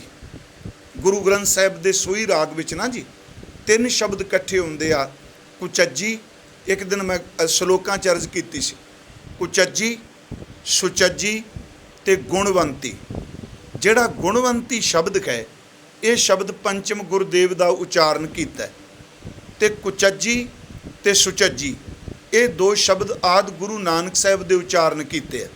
ਤਿੰਨਾਂ ਸ਼ਬਦਾਂ ਵਿੱਚ ਇੱਕੋ ਹੀ ਕੋਈ ਪਦਾ ਹੈ ਸਾਰੇ ਸ਼ਬਦ ਦਾ, ਤਿੰਨਾਂ ਸ਼ਬਦਾਂ ਵਿੱਚ ਰਹਾਉ ਦੇ ਬਚਨ ਕੋਈ ਨਹੀਂ। ਗੁਣਵੰਤੀ ਜਿਹੜਾ ਸ਼ਬਦ ਹੈ, ਮੇਰਾ ਖਿਆਲ ਅੱਜ ਦੇ ਇਸ ਤੁਕ ਦੇ, ਇਸ ਸ਼ੰਤ ਦੇ ਅਰਥ ਕਰਨ ਵਿੱਚ ਬੜੀ ਵੱਡੀ ਸਾਡੀ ਉਹ ਸਹਾਇਤਾ ਕਰ ਰਿਹਾ ਹੈ। ਜੋ ਗੁਰੂ ਰਾਮਦਾਸ ਕਹਿ ਰਹੇ ਨੇ, ਇਉਂ ਸਮਝੋ ਗੁਰੂ ਅਰਜੁਨ ਦੇਵ ਉਹਦੀ ਕਥਾ ਕਰ ਰਹੇ ਹੈ। ਇਹ ਬਚਨ ਹੈ, ਮੈਂ ਸ਼ਬਦ ਪੜਾਂਗਾ, ਆਪ ਸਭ ਨੂੰ ਚੇਤੇ ਹੋਣਾ ਜਿਹੜੇ ਪਾਠ ਕਰਦੇ ਹੋ। ਤੇ ਗੁਰਮੁਖੋ ਬਾਣੀ ਜ਼ਰੂਰ ਚੇਤੇ ਕਰਿਆ ਕਰੋ। ਮੈਂ ਹਉਮੈ 'ਚ ਨਹੀਂ ਕਹਿ ਰਿਹਾ, ਕਥਾ ਨਹੀਂ ਵੀ ਕਰਨੀ ਨਾ, ਫਿਰ ਵੀ ਯਤਨ ਕਰੀਏ ਵੀ ਮਹਾਰਾਜ ਦਾ ਸ਼ਬਦ ਇੱਕ ਅੱਧੀ ਤੁਕ ਬਾਣੀ ਦੀ ਜ਼ਰੂਰ ਚੇਤੇ ਕਰੀਏ, ਕਿਉਂਕਿ ਗੁਰਬਾਣੀ ਕੰਠ ਕਰਨ ਵਾਲੇ ਪਾਸੇ ਨੌਜਵਾਨ ਹੈ। ਕਈ ਐਸੀਆਂ ਸੰਪਰਦਾਵਾਂ ਨੇ ਜੀ, ਸੰਸਥਾਵਾਂ ਨੇ ਜਿਹੜੀਆਂ ਕੰਮ ਕਰ ਰਹੀਆਂ ਨੇ। ਹੁਣ ਇਹ ਮੈਂ ਕਹਿ ਦਿਆਂ ਬੈਠਾ ਨਹੀਂ ਜੀ ਉਹ ਕਾਲ ਪੈ ਗਿਆ, ਕੋਈ ਨਹੀਂ ਰਹਿ ਗਿਆ ਸਿੱਖ ਜੀ, ਬਸ ਜੀ ਛੱਡੋ ਜੀ। ਕੋਈ ਕਿਸੇ ਨੂੰ, ਨਿੱਕੇ ਨਿੱਕੇ ਬੱਚਿਆਂ ਨੂੰ 80 ਬਾਣੀਆਂ ਚੇਤੇ ਮੈਂ ਦੇਖੀਆਂ ਨੇ ਬਾਹਰ ਪਿਆਰਿਓ। ਇਹ ਨਿੱਕੇ ਨਿੱਕੇ ਬੱਚੇ ਨੌਜਵਾਨ, ਤੇ ਦੁੱਖ ਇਸ ਚੀਜ਼ ਦਾ ਲੱਗਦਾ ਹੈ ਉਹਨਾਂ ਇੰਨੀ ਬਾਣੀ ਕੰਠ ਕਰ ਰਹੇ ਆ, ਤੇ ਅਸੀਂ ਕੀਰਤਨ ਕਰਨੇ ਆ, ਤੇ ਇੱਕ ਸ਼ਬਦ ਨੂੰ ਮੰਨ ਲਓ ਸ਼ਬਦ ਉਹੀ ਚੱਲਦੇ ਨੇ। ਵਾਹਿਗੁਰੂ ਜੀ, ਮੈਂ ਕਿਸੇ ਕੀਰਤਨੀਏ ਤੇ ਕਟਾਕਸ਼ ਨਹੀਂ, ਪਰ ਮੈਂ ਇੱਕੋ ਬੇਨਤੀ ਕਰਾਂਗਾ ਕਿ ਬਾਣੀ ਕੰਠ ਕਰਨੀ ਸ਼ੁਰੂ ਕਰੀਏ। ਭਾਵੇਂ ਬੁਢੇਪਾ ਆ ਜਾਏ, ਹਰ ਚੀਜ਼ ਭੁੱਲ ਸਕਦੀ ਏ, ਪਰ ਜਦੋਂ ਸਤਿਗੁਰੂ ਮਿਹਰ ਕਰਨ, ਗੁਰੂ ਨੂੰ ਮੁਹੱਬਤ ਕਰਾਂਗੇ, ਤੇ ਗੁਰੂ ਤਾਂ ਇੱਕ ਵਾਰੀ ਆਵਾਜ਼ ਮਾਰੋ, ਭਾਈ ਜੀ ਕਹਿੰਦੇ ਆ ਗੁਰਦਾਸ ਜੀ, ਇੱਕ ਵਾਰ ਸਤਿਗੁਰ ਮੰਤਰ ਸਿਮਰਨ ਮਾਤਰ, ਸਿਮਰਨ ਤਾਹੇ ਬਾਰੰਗ ਬਾਰ ਗੁਰ ਹੇਤ ਹੈ। ਅੱਜ ਤੱਕ ਸਿਰਫ ਦਰਬਾਰ ਸਾਹਿਬ ਦੇ ਕੀਰਤਨੀ, ਹੋਰ ਵੀ ਹੈ, ਬਾਕੀ ਉੱਥੇ ਨਹੀਂ ਸ਼ਬਦ ਵੇਖ ਕੇ ਪੜ੍ਹਿਆ ਜਾਂਦਾ। ਪਰ ਇੱਕ ਸ਼ਬਦ ਨੂੰ ਸਾਲ 'ਚ ਅਸੀਂ ਜੇ 50 ਵਾਰੀ ਵੀ ਪੜ੍ਹਿਆ ਹੋਵੇ, 50 ਕੀਰਤਨ ਕੀਤੇ ਹੋਣ, 100 ਵਾਰੀ ਪੜ੍ਹਿਆ ਹੋਵੇ, ਉਹ ਪਿਆਰਿਓ 100 ਵਾਰੀ ਸ਼ਬਦ ਪੜ੍ਹ ਕੇ ਵੀ ਚੇਤੇ ਨਾ ਹੋਵੇ, ਇਹਦਾ ਮਤਲਬ ਕਿ ਸ਼ਬਦ ਵੱਲ ਤਵੱਜੋ ਨਹੀਂ, ਚੇਤੇ ਉਹੀ ਰਹਿੰਦਾ ਜਿਹਨੂੰ ਅੰਦਰੋਂ ਤਵੱਜੋ ਦਿੱਤੀ ਜਾਂਦੀ ਹੈ। ਬਾਣੀ ਕੰਠ ਕਰਨੀ ਬਹੁਤ ਜ਼ਰੂਰੀ ਹੈ। ਜਦੋਂ ਬਾਣੀ ਕੰਠ ਕਰਾਂ, ਸਿਆਣੇ ਕਹਿੰਦੇ ਸਨ ਬਾਣੀ ਕੰਠ ਤੇ ਪੈਸਾ ਗੰਠ, ਜਿੱਥੇ ਮਰਜ਼ੀ ਖੋਲ ਲਓ। ਪਿਆਰਿਓ ਚੇਤੇ ਰੱਖਿਓ, ਇੱਕ ਨਵਾਂ ਅੱਜ ਕੱਲ੍ਹ ਸੱਜਣ ਕਹਿੰਦੇ ਸਨ ਬਾਣੀ ਕੰਠ ਸਦਾ ਬੈਕੁੰਠ। ਚੰਗੀ ਗੱਲ, ਇਹ ਵੀ ਸੋਹਣੀ ਹੈ, ਪਰ ਮੈਂ ਆਪ ਨੂੰ ਬੇਨਤੀ ਕਰਾਂਗਾ ਕਿ ਬਾਣੀ ਕੰਠ ਕਰੋ। ਹੁਣ ਘਰਾਂ 'ਚ ਬੈਠੇ ਰਹੇ ਲੋਕਡਾਊਨ 'ਚ, ਕਿੰਨੇ ਕੁ ਸੱਜਣ ਨੇ ਜਿਨ੍ਹਾਂ ਡੇਢ ਮਹੀਨਾ ਜੀ ਲਾ ਲਓ, 40 ਦਿਨ 50 ਦਿਨ ਲਾ ਲਓ, ਆਪਾਂ ਜਿੰਨਾ ਕੁ ਸਮਾਂ ਲਾ ਲਈਏ, ਜੇ ਪਿਆਰਿਓ ਇੱਕ ਇੱਕ ਤੁਕ ਵੀ ਜਪਜੀ ਸਾਹਿਬ ਦੀ ਚੇਤੇ ਕੀਤੀ ਹੁੰਦੀ ਤੇ ਅੱਧਾ ਜਪਜੀ ਸਾਹਿਬ ਚੇਤੇ ਹੋ ਜਾਣਾ ਸੀ। ਤੁਕ ਮੈਂ ਕਹਿ ਰਿਹਾ, ਮੈਂ ਇਹ ਨਹੀਂ ਕਿ ਹੁਕਮ ਥੋਪ ਰਿਹਾ, ਕਿਉਂਕਿ ਅਸੀਂ ਗੁਰਬਾਣੀ ਵੱਲ ਨਹੀਂ ਧਿਆਨ ਦੇ ਰਹੇ। ਮਹਾਰਾਜ ਕਹਿੰਦੇ ਆ ਗੁਰਬਾਣੀ ਕੰਠ, ਉਸ ਵਿੱਚ ਸਤਿਗੁਰੂ ਆ ਵਿਆਖਿਆ ਕਰਨਗੇ ਇਸ ਜੀ ਪੰਥ ਦਸਾਵਾ ਨਿਤ ਖੜੀ। ਮਹਾਰਾਜ ਜੀ ਨੇ ਕਿਰਪਾ ਕੀਤੀ ਜੀ, ਉਹ ਸ਼ਬਦ ਹੈ ਗੁਣਵੰਤੀ। ਉਸ ਸ਼ਬਦ ਵਿੱਚ ਆਈ ਉਤਰੇ ਕਿਵੇਂ ਮਾਰਗ ਮਿਲੇ। ਹਜ਼ੂਰ ਨੇ ਫਰਮਾਇਆ ਜੋ ਦੀਸੈ ਗੁਰ ਸਿੱਖੜਾ ਤਿਸ ਨਿਵ ਨਿਵ ਲਾਗੂ ਪਾਏ ਜੀਓ। ਅਰਥ ਆਪ ਸਮਝ ਗਏ, ਮੈਨੂੰ ਗੁਰਸਿੱਖ ਦਿਸੇ ਤੇ ਮੈਂ ਝੁਕ ਕੇ ਉਹਦੇ ਪੈਰੀ ਪਵਾਂ, ਉਹਦੇ ਅੱਗੇ ਝੁਕਾਂ। ਪਿਆਰਿਓ ਕਮਾਈ ਵਾਲੇ ਅੱਗੇ ਝੁਕਣ ਨਾਲ ਹੀ ਫਾਇਦਾ ਹੈ, ਝੁਕਣ ਤੋਂ ਬਿਨਾਂ ਕੁਛ ਨਹੀਂ ਮਿਲਦਾ। ਅਸੀਂ ਇੰਨੀ ਕੌਮੇ 'ਚ ਨਾ, ਮੈਂ ਫਿਰ ਬੇਨਤੀ ਕਰਾਂ, ਪਖੰਡੀ ਪਰਪੰਚੀ ਵਿਚਾਰੀ ਧਰਮ ਦੇ ਨਾਂ 'ਤੇ ਬੇਅੰਤ ਝੂਠ ਦੀਆਂ ਦੁਕਾਨਾਂ ਨੇ, ਪਰ ਜਿਹੜਾ ਭਜਨ ਬੰਦਗੀ ਸਿਮਰਨ 'ਚ ਭਿੱਜੀ ਰੂਹ ਹੈ ਗੁਰਸਿੱਖ, ਜੇ ਅੰਦਰ ਦੀ ਕੌਮੇ ਥੋੜ੍ਹੀ ਜਿਹੀ ਪੌੜੀ ਥੱਲੇ ਉਤਰਾਂਗੇ ਤਾਂ ਹੀ ਹੈ ਨਾ। ਹੁਣ ਨਲਕਾ ਪਾਣੀ ਸੱਟ ਰਿਹਾ, ਇੱਕ ਆਦਮੀ ਹੱਥੀ ਨਾਲ ਗੇੜ ਰਿਹਾ, ਗਲਾਸ ਕੋਈ ਨਹੀਂ, ਜੇ ਕਹੇ ਮੈਂ ਖਲੋਤਾ ਵਾਂ ਸਿੱਧਾ ਪਾਣੀ ਮੂੰਹ 'ਚ ਪਾ, ਯਾਦ ਰੱਖਿਓ ਨਲਕੇ ਅੱਗੇ ਖਲੋਤਾ ਕਹੇਗਾ ਥੋੜ੍ਹਾ ਜਿਹਾ ਤੂੰ ਵੀ ਝੁੱਕ ਕੇ ਬੁੱਕ ਕਰ ਲੈ। ਦਰਿਆ ਪਾਣੀ ਦਾ ਭਰ ਕੇ ਵਗਦਾ, ਉਹ ਮਣਾ ਝੁਕੇਗਾ ਤੇ ਬੁੱਕ ਭਰੀ ਜਾਣੀ ਹੈ ਨਾ। ਇੱਥੇ ਦੇਖੋ ਸਤਿਗੁਰੂ ਕਿੰਨੀ ਨਿਮਰਤਾ 'ਚ ਇਹ ਬਚਨ ਕਰ ਰਹੇ ਨੇ, ਜੋ ਦੀਸੈ ਗੁਰ ਸਿੱਖੜਾ ਤਿਸ ਨਿਵ ਨਿਵ ਲਾਗੂ ਪਾਏ ਜੀਓ। ਅੱਗੇ ਜੀ ਆਖਾਂ ਬਿਰਥਾ ਜੀ ਕੀ, ਮੈਂ ਆਪਣੇ ਅੰਦਰ ਦੀ ਬਿਰਥਾ, ਜੀ ਦਾ ਅਰਥ ਹੈ ਮੇਰੇ ਅੰਦਰ ਦੀ ਜਿਹੜੀ ਉਤਸ਼ਾਹ ਤਾਂਗ ਹੈ। ਆਖਾਂ ਬਿਰਥਾ ਜੀ ਕੀ ਜੀ ਗੁਰ ਸੱਜਣ ਦੇ ਮਿਲਾਏ ਜੀਓ। ਗੁਰਸਿੱਖਾ ਮੇਰੇ ਅੰਦਰ ਦੀ ਬਿਰਥ ਹੈ, ਮੈਨੂੰ ਸਤਿਗੁਰੂ ਮਿਲਾ ਦੇ ਜਿਹਦਾ ਤੂੰ ਸਿੱਖ ਹੈ। ਅੱਗੇ ਦੇਖਿਓ ਸਿੱਖ ਬੇਈਮਾਨੀ ਨਹੀਂ ਕਰਦਾ, ਤੂੰ ਮੇਰੇ ਨਾਲ ਜੁੜ। ਜਗਿਆਸੂ ਕਹਿ ਰਿਹਾ ਵੀ ਮੈਂ ਤੈਨੂੰ ਸਭ ਕੁਝ ਦਿੱਤਾ। ਉਹ ਸ਼ਬਦ ਕਹਿ ਰਹੇ ਨੇ ਜੋ ਦੀਸੈ ਗੁਰ ਸਿੱਖੜਾ ਤਿਸ ਨਿਵ ਨਿਵ ਲਾਗੂ ਪਾਏ ਜੀਓ। ਆਖਾਂ ਬਿਰਥਾ ਜੀ ਕੀ ਗੁਰ ਸੱਜਣ ਦੇ ਮਿਲਾਏ ਜੀਓ। ਅੱਗੇ ਜੀ ਸੋਈ 10 ਉਪਦੇਸ਼ੜਾ ਮੇਰਾ ਮਨ ਅਨੰਤ ਨਾ ਕਾਹੂ ਜਾਏ ਜੀਓ। ਗੁਰਸਿੱਖਾ ਉਹ ਸ਼ਬਦ ਸੁਣਾ ਹੋਏ, ਉਹ ਉਪਦੇਸ਼ ਸੁਣਾ, ਮੇਰਾ ਮਨ ਖੱਬੇ ਸੱਜੇ ਭਟਕਣਾ ਬੰਦ ਕਰ ਜਾਏ। ਇਹ ਦੇਵੀ ਦੇਵਤਿਆਂ ਦੀ ਪੂਜਾ ਤੋਂ ਛੁੱਟ ਜਾਏ, ਇਹ ਝੂਠੇ ਕਰਮ ਕਾਂਡਾਂ ਤੋਂ ਛੁੱਟ ਜਾਏ, ਇਹ ਤੱਤਾਂ ਦੀ ਪੂਜਾ ਤੋਂ ਛੁੱਟ ਜਾਏ, ਇਹ ਸਮੇਂ ਦੀ ਪੂਜਾ ਤੋਂ ਛੁੱਟ ਜਾਏ, ਇਹ ਪੱਥਰਾਂ ਦੀ ਪੂਜਾ ਤੋਂ ਛੁੱਟ ਜਾਏ, ਇਹ ਬਨਾਸਪਤੀ ਦੀ ਪੂਜਾ ਤੋਂ ਛੁੱਟ ਜਾਏ। ਇੰਨੀ ਕੁ ਕਿਰਪਾ ਕਰ, ਮੈਨੂੰ ਉਹ ਉਪਦੇਸ਼ ਸੁਣਾ ਕਿ ਮੇਰਾ ਮਨ ਟਿਕ ਕੇ ਕੇਵਲ ਗੁਰੂ ਨਾਲ ਜੁੜਿਆ ਰਹੇ। ਸੋਈ 10 ਉਪਦੇਸ਼ੜਾ ਮੇਰਾ ਮਨ ਅਨੰਤ ਨਾ ਕਾਹੂ ਜਾਏ ਜੀਓ। ਫਿਰ ਬੇਨਤੀ ਸੁਣਿਓ, ਪਹਿਲੀ ਸੀ ਗੁਰ ਸੱਜਣ ਦੇ ਮਿਲਾਏ ਜੀਓ, ਦੂਜਾ ਮੇਰਾ ਮਨ ਅਨੰਤ ਨਾ ਕਾਹੂ ਜਾਏ ਜੀਓ, ਤੀਸਰਾ ਪਤਾ ਹੈ ਕਿ ਕਿਹਾ ਜੀ, ਇਹ ਮਨ ਤੈ ਕੂ ਡੇਵ ਸਾਂ, ਇਹ ਮਨ ਹੀ ਤੈਨੂੰ ਦਿੱਤਾ, ਮੈਂ ਮਾਰਗ ਦਿਓ ਬਤਾਏ ਜੀਓ। ਪੰਥ ਦਸਾਵਾ ਨਿਤ ਖੜੀ ਮੁੰਦ ਜੋਬਨ ਬਾਲੀ ਰਾਮ ਰਾਜੇ। ਮੈਨੂੰ ਮਾਰਗ ਦੱਸ, ਤੈਨੂੰ ਮਨ ਦੇ ਦੇਣਾ। ਇਹ ਮਨ ਤੈ ਕੂ ਡੇਵ ਸਾਂ, ਮੈਂ ਮਾਰਗ ਦਿਓ ਬਤਾਏ ਜੀਓ। ਫਿਰ ਇੱਕ ਤਰਲਾ ਲਿਆ ਹੋਏ, ਹਉ ਆਇਆ ਦੂਰੋਂ ਚੱਲ ਕੇ, ਮੈਂ ਬੜੀ ਦੂਰ ਤੋਂ ਆਇਆ ਮੈਂ। ਇਹ 5 10 20 ਕਿਲੋਮੀਟਰ ਨਹੀਂ ਪਿਆਰਿਓ, ਇਹ ਆਤਮਾ ਦਾ ਸਫ਼ਰ ਹੈ। ਇਹ ਜਿਹੜੀ ਸਿੱਖੀ ਦੀ ਦਾਤ, ਅੱਗੇ ਸ਼ਬਦ ਆਉਣੇ ਨੇ, ਗੁਰਸਿੱਖਾਂ ਮਨ ਵਧਾਈਆਂ ਜਦੋਂ ਅਸੀਂ ਪੜ੍ਹਾਂਗੇ, ਜਿੱਥੇ ਜਾਏ ਬਹੇ ਮੇਰਾ ਸਤਿਗੁਰੂ ਜਦੋਂ ਪੜ੍ਹਾਂਗੇ। ਸਿੱਖੀ ਬੜੀ ਵੱਡੀ ਦਾਤ ਹੈ ਗੁਰੂ ਨਾਨਕ ਸਾਹਿਬ ਦੀ, ਇਹਦੇ ਤੁੱਲ ਕੁਛ ਵੀ ਨਹੀਂ। ਮਹਾਰਾਜ ਸੱਚੇ ਪਾਤਸ਼ਾਹ ਜੀ ਕਿਰਪਾ ਕਰ ਰਹੇ, ਕਹਿੰਦੇ ਮੈਂ ਬੜੀ ਦੂਰ ਤੋਂ ਆਇਆ। ਗੁਣਵੰਤੀ 'ਚ ਇੱਕ ਦਾ ਜਨਮਦਾਨ ਨਹੀਂ, ਬੜੀ ਦੂਰੋਂ ਚੱਲਿਆ। ਹਉ ਆਇਆ ਦੂਰੋਂ ਚੱਲ ਕੇ, ਮੈਂ ਤੱਕੀ ਤਉ ਸ਼ਰਨਾਏ ਜੀਓ। ਮੈਂ ਆਸਾ ਰੱਖੀ ਚਿੱਤ ਮੈਂ ਮੇਰਾ, ਸਭੋ ਦੋ ਗਵਾਏ ਜੀਓ। ਅੱਗੋਂ ਫਿਰ ਗੁਰਸਿੱਖ ਬੋਲਿਆ। ਇੱਥੋਂ ਤੱਕ ਸੀ ਜਗਿਆਸੂ ਦਾ ਪ੍ਰਸ਼ਨ, ਜਿਉਂ ਕਹਿ ਲਓ ਵੀ ਇਹ ਪ੍ਰਸ਼ਨ ਸੀ ਪੰਥ ਦਸਾਵਾਂ ਨਿਤ ਖੜੀ ਮੁੰਦ ਜੋਬਨ ਬਾਲੀ ਰਾਮ ਰਾਜੇ। ਇਹ ਸਵਾਲ ਸੀ, ਮੈਨੂੰ ਦੱਸੋ ਰਾਹ। ਅੱਗੋਂ ਫਿਰ ਉੱਤਰ ਸ਼ੁਰੂ ਹੋਇਆ। ਗੁਰਸਿੱਖ ਬੋਲਿਆ, ਪਤਾ ਕੀ ਕਹਿੰਦਾ, ਇਤ ਮਾਰਗ ਚੱਲੇ ਭਾਈੜੇ, ਜੇ ਇਸ ਮਾਰਗ ਚੱਲਣਾ ਜਿਹੜਾ ਪੰਥ ਤੂੰ ਪੁੱਛ ਰਹੀ ਹੈ, ਭਾਈੜੇ ਦਾ ਅਰਥ ਹੈ ਮੇਰੇ ਭਰਾਵਾ, ਇਤ ਮਾਰਗ ਚੱਲੇ ਭਾਈੜੇ, ਗੁਰ ਕਹੇ ਸੋ ਕਾਰ ਕਮਾਏ ਜੀਓ। ਜੇ ਇਸ ਰਸਤੇ ਤੇ ਚੱਲਣਾ ਤੇ ਸਭ ਤੋਂ ਪਹਿਲਾ ਕਦਮ ਇਹ ਵੇ, ਜੋ ਗੁਰੂ ਕਹਿੰਦਾ ਉਹਨੂੰ ਕਰਨਾ ਸ਼ੁਰੂ ਕਰ ਦੇ। ਹੁਣ ਇੱਥੇ ਮੈਂ ਬੇਨਤੀ ਕਰਾਂ, ਇੱਥੇ ਬਲਾਈਂਡ ਫੇਥ ਚਾਹੀਦਾ, ਇੱਥੇ ਪੂਰਨ ਭਰੋਸਾ ਚਾਹੀਦਾ। ਜੋ ਗੁਰੂ ਨੇ ਕਹਿ ਦਿੱਤਾ ਮੈਂ ਚੱਲਾਂਗਾ। ਇਚ ਮਾਰਗ ਚੱਲੇ ਭਾਈੜੇ, ਗੁਰ ਕਹੇ ਸੋ ਕਾਰ ਕਮਾਏ ਜੀਓ। ਕਿਉਂਕਿ ਜਦੋਂ ਗੁਰੂ ਨੇ ਕਹਿਣਾ ਤੇ ਜਿਹੜਾ ਗਿਆਨ, ਜਿਹੜੀ ਨੌਲੇਜ ਸਾਡੇ ਕੋਲ ਪਹਿਲਾਂ ਇਕੱਠੀ ਹੋਈ ਏ, ਉਹਨੇ ਅਗਾ ਖਲੋ ਜਾਣਾ ਹੀ। ਮੇਰਾ ਤਾਂ ਤਜਰਬਾ ਇਹ ਵੇ, ਮੇਰੀ ਨੌਲੇਜ ਇਹ ਕਹਿੰਦੀ ਹੈ, ਗੁਰੂ ਇਹ ਕਹਿ ਰਿਹਾ। ਉੱਥੇ ਫਿਰ ਅੱਗੇ ਸਿੱਖ ਕਹਿੰਦਾ ਗੱਲ ਸੁਣ, ਜੋ ਗੁਰੂ ਕਹਿੰਦਾ ਹੈ ਉਹਨੂੰ ਮੰਨ, ਤਿਆਗੇ ਮਨ ਕੀ ਮਤੜੀ। ਤੇਰੇ ਮਨ ਦੀ ਮਤ ਨਹੀਂ ਤੈਨੂੰ ਚੱਲਣ ਦਿੰਦੀ, ਛੱਡ ਦੇ ਆਪਣੇ ਮਨ ਦੀ ਮਤ ਨੂੰ। ਤਿਆਗੇ ਮਨ ਕੀ ਮਤੜੀ, ਵਿਸਾਰੈ ਦੂਜਾ ਭਾਉ ਜੀਓ। ਆ ਜਿਹੜਾ ਦੂਜਾ ਭਾਵ ਹੈ ਤੇਰੇ 'ਚ, ਰੱਬ ਨੂੰ ਛੱਡ ਕੇ ਖੱਬੇ ਸੱਜੇ ਦੀ ਪੂਜਾ, ਇਹਨੂੰ ਤਿਆਗ ਦੇ ਓਏ। ਦੋ ਗੱਲਾਂ ਚੇਤੇ ਰੱਖ ਕਿ ਜੋ ਗੁਰੂ ਕਹਿੰਦਾ ਉਹਨੂੰ ਮੰਨ ਲੈ, ਮਨ ਦੀ ਮਤ ਨੂੰ ਛੱਡ ਦੇ, ਤੇ ਨਾਲ ਦੂਜਾ ਭਾਉ ਵਿਸਾਰ ਦੇ। ਇਹੀ ਗੱਲ ਤਾਂ ਮੇਰੇ ਗੁਰੂ ਨਾਨਕ ਸਾਹਿਬ ਜੀ ਨੇ ਕਹੀ। ਜਦੋਂ ਬਾਬਾ ਲਹਿਣਾ ਸਾਹਿਬ ਜੀ ਗਏ, ਸਾਡਾ ਇਤਿਹਾਸ ਜਿਹੜਾ ਕਹਿੰਦਾ ਇੱਥੇ ਤਾਂ ਹੁਕਮੀ ਬੰਦਾ ਪ੍ਰਵਾਨ ਹੈ, ਇੱਥੇ ਦਾ ਬਸ ਪਿਆਰਿਓ ਭਲਾ ਜੀ ਤੇ ਭੁੱਲਾ ਜੀ ਸ਼ਬਦ ਕਹਿੰਦੇ ਹੁੰਦੇ ਨਾ ਪੁਰਾਣੇ ਸਿੱਖ, ਵੀ ਜੋ ਕਹਿ ਦਿੱਤਾ ਭਲਾ, ਤੇ ਆਪ ਕਹੇ ਕਿ ਗੁਰੂ ਕਹਿ ਦੇ ਤੈਨੂੰ ਕਿਹਨੇ ਕਿਹਾ, ਇਹ ਨਹੀਂ ਕਹਿਣਾ ਤੁਸੀਂ ਕਿਹਾ, ਕਹਿਣਾ ਮੈਂ ਭੁੱਲਾ ਜੀ, ਮੇਰੇ ਤੋਂ ਭੁੱਲ ਹੋ ਗਏ। ਮਹਾਰਾਜ ਜਿੱਦਣ ਗਏ ਬਾਬਾ ਲਹਿਣਾ ਜੀ, ਉਦਣ ਅਸਲ 'ਚ ਇਤਿਹਾਸ ਕਹਿੰਦਾ ਉਹ ਜਵਾਲਾ ਜੀ ਦੇ ਜਾ ਰਹੇ ਸਨ। ਇੱਕ ਸਿੱਖ ਬਾਣੀ ਪੜ੍ਹ ਰਿਹਾ ਸੀ, ਖਡੂਰ ਸਾਹਿਬ ਸੁਣੀ, ਜਿਤ ਸੇਵਿਆ ਸੁਖ ਪਾਈਐ, ਸੋ ਸਾਹਿਬ ਸਦਾ ਸੰਭਾਲੀਐ, ਜਿਤ ਕੀਤਾ ਪਾਈਐ, ਆਪਣਾ ਸਾ ਘਾਲ ਬੁਰੀ ਕਿਉਂ ਘਾਲੀਐ। ਇੱਕੋ ਪੌੜੀ ਸੁਣੀ ਬਸ, ਭਾਈ ਜੋਧ ਪਿੱਛੇ ਤੁਰ ਪਏ। ਕਰਤਾਰਪੁਰ ਗਏ ਤੇ ਮਨ 'ਚ ਆਇਆ ਚਲੋ ਇਹ ਜਵਾਲਾ ਜੀ ਦੇ ਜਾਣਾ। ਸੰਗ ਨੂੰ, ਸਾਥੀਆਂ ਨੂੰ ਕਹਿੰਦੇ ਤੁਸੀਂ ਰੁਕ ਜਾਓ, ਮੈਂ ਸੁਣਿਆ ਇੱਥੇ ਨਾਨਕ ਤਪਾ ਮੁਸ਼ਕਿਆ ਹੈ।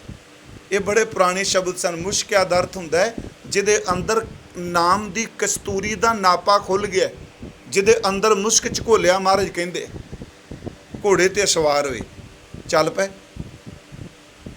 ਤੇ ਮਹਾਰਾਜ ਕਰਤਾਰਪੁਰ ਧਰਮਸ਼ਾਲਾ 'ਚ ਬੈਠੇ ਆ, ਤੇ ਬਾਬਾ ਬੁੱਢਾ ਸਾਹਿਬ ਜੀ ਕੋਲ ਨੇ, ਤੇ ਮਹਾਰਾਜ ਮੋਢੇ 'ਤੇ ਪਰਨਾ ਰੱਖਿਆ ਜੀ। ਪੁਰਾਣੇ ਬਜ਼ੁਰਗ ਸਾਡੇ ਰੱਖਦੇ ਹੁੰਦੇ ਸਨ, ਜਿਹੜੇ ਉਧਰ ਦੇ ਸਨ, ਕੱਪੜਾ ਰੱਖਣਾ ਮੋਢੇ 'ਤੇ, ਖੱਦਰ ਦੇ ਬਸਤਰ। ਗੁਰੂ ਨਾਨਕ ਸਾਹਿਬ ਇਕੱਲੇ ਚੱਲ ਪਏ, ਕੋਈ ਗੜਵਈ ਨਹੀਂ, ਕੋਈ ਪਿੱਛੇ ਚੇਲੇ ਨਹੀਂ, ਕੋਈ ਸਿੱਖ ਨਹੀਂ ਤੁਰੇ ਹੁੰਦੇ। ਮਹਾਰਾਜ ਨੇ ਮੋਢੇ 'ਤੇ ਪਰਨਾ ਰੱਖਿਆ। ਜਦੋਂ ਉੱਠਣ ਲੱਗੇ ਤੇ ਬਾਬਾ ਬੁੱਢਾ ਸਾਹਿਬ ਜੀ ਨੂੰ ਕਹਿੰਦੇ ਆ ਕਿ ਮੈਂ ਆਇਆ ਹੁਣੇ, ਮੇਰੇ ਰਾਜ ਦਾ ਧਣੀ ਆ ਰਿਹਾ, ਉਹਨੂੰ ਜੀ ਆਇਆ ਕਹਿ ਆਵਾਂ। ਸੁਣ, ਮੇਰੇ ਰਾਜ ਦਾ ਧਣੀ ਆ ਰਿਹਾ, ਇਹ ਧਣੀ ਦਾ ਅਰਥ ਮਾਲਕ, ਕਿ ਜਿਹੜਾ ਨਾਨਕ ਰਾਜ ਚਲਾਇਆ ਸਚਕੋਟ ਸਤਾਣੀ ਨੀਮਦਾ, ਇਹਦਾ ਮਾਲਕ ਆ ਰਿਹਾ, ਮੈਂ ਉਹਨੂੰ ਲੈਣ ਚੱਲਿਆ। ਤੇ ਬਾਬਾ ਬੁੱਢਾ ਸਾਹਿਬ ਨੂੰ ਵੀ ਨਾਲ ਨਹੀਂ ਲਿਆ। ਮਹਾਰਾਜ ਨੇ ਘੋੜੇ ਦੀਆਂ ਲਗਾਮਾਂ ਪਕੜੀਆਂ, ਅੱਗੇ ਪੈਦਲ ਆਏ। ਬਾਬਾ ਲਹਿਣਾ ਜੀ ਘੋੜੇ 'ਤੇ, ਸ਼ਾਇਦ ਮੈਂ ਪਿਛਲੇ ਦਿਨ ਅਰਜ਼ ਕੀਤੀ ਸੀ, ਅੰਦਰ ਆਏ, ਘੋੜਾ ਬੰਨਿਆ, ਆਪ ਮਹਾਰਾਜ ਮੰਜੀ 'ਤੇ ਬੈਠ ਗਏ। ਘੋੜਾ ਬੰਨ੍ਹ ਕੇ ਜਦੋਂ ਲਹਿਣਾ ਜੀ ਅੰਦਰ ਗਏ ਤੇ ਮੱਥਾ ਟੇਕਿਆ, ਤੇ ਦੇਖਿਆ ਜਦੋਂ ਚਿਹਰਾ 'ਤੇ ਕੰਬ ਗਏ। ਬਸ ਚਰਨ ਪਕੜ ਲੈ ਮਹਾਰਾਜ ਜੀ ਦੇ, ਸਤਿਗੁਰਾਂ ਦੇ। ਕਹਿੰਦੇ ਨੇ ਮਹਾਰਾਜ ਮੈਨੂੰ ਬਖਸ਼ ਦਿਓ। ਸੰਗਤ ਦੇਖਦੀ ਵੀ ਅੱਜ ਨਵਾਂ ਬੰਦਾ ਆਇਆ, ਇਹਨੇ ਕਿਹੜੀ ਗਲਤੀ ਕਰ ਲਈ, ਬਖਸ਼ ਦਿਓ। ਮਹਾਰਾਜ ਸਿਰ 'ਤੇ ਹੱਥ ਰੱਖ ਕੇ ਕਹਿੰਦੇ ਆ ਤੂੰ ਕਿਹੜੀ ਭੁੱਲ ਕੀਤੀ। ਕਹਿੰਦਾ ਨਹੀਂ ਸਤਿਗੁਰੂ, ਮੈਨੂੰ ਨਹੀਂ ਸੀ, ਪਹਿਚਾਣ ਨਹੀਂ ਸੀ। ਆਪ ਜੀ ਘੋੜੇ ਦੀਆਂ ਲਗਾਮਾਂ ਪਕੜ ਕੇ ਆਏ, ਮੈਂ ਘੋੜੇ 'ਤੇ ਅਸਵਾਰ ਸੀ, ਮੈਨੂੰ ਬਖਸ਼ ਦਿਓ। ਮਹਾਰਾਜ ਕਹਿੰਦੇ ਪੁਰਖਾ ਤੇਰਾ ਨਾਮ ਕੀ ਹੈ, ਸਾਡਾ ਰਾਜ ਤੇਰਾ ਨਾਮ ਹੀ ਨਹੀਂ ਪੁੱਛਿਆ। ਕਹਿੰਦਾ ਜੀ ਮਾਪਿਆਂ ਨੇ ਲਹਿਣਾ ਰੱਖਿਆ, ਖਡੂਰੋਂ ਆਇਆ ਵਾਂ। ਮਹਾਰਾਜ ਕਹਿੰਦੇ ਨੇ ਹੱਸ ਕੇ, ਜਿਵੇਂ ਬੰਦਾ ਮਜ਼ਾਕ ਟਾਈਪ, ਪਰ ਹੈ ਤਾਂ ਹਕੀਕਤ ਸੀ, ਹੱਸ ਕੇ ਕਹਿੰਦੇ ਨੇ ਓਏ ਤੇਰਾ ਨਾਮ ਲਹਿਣਾ ਹੈ, ਅਸਾਂ ਤੇਰਾ ਦੇਣਾ ਹੈ, ਤੇ ਲੈਣ ਵਾਲੇ ਘੋੜਿਆਂ 'ਤੇ ਹੀ ਆਉਂਦੇ ਹੁੰਦੇ ਆ, ਤੂੰ ਲੈਣਾ ਹੈ ਨਾ, ਅਸਾਂ ਦੇਣਾ ਹੈ। ਬਸ ਉਹ ਨਿਮਰਤਾ 'ਚ ਆਏ, ਚਰਨ ਫੜ ਲਏ।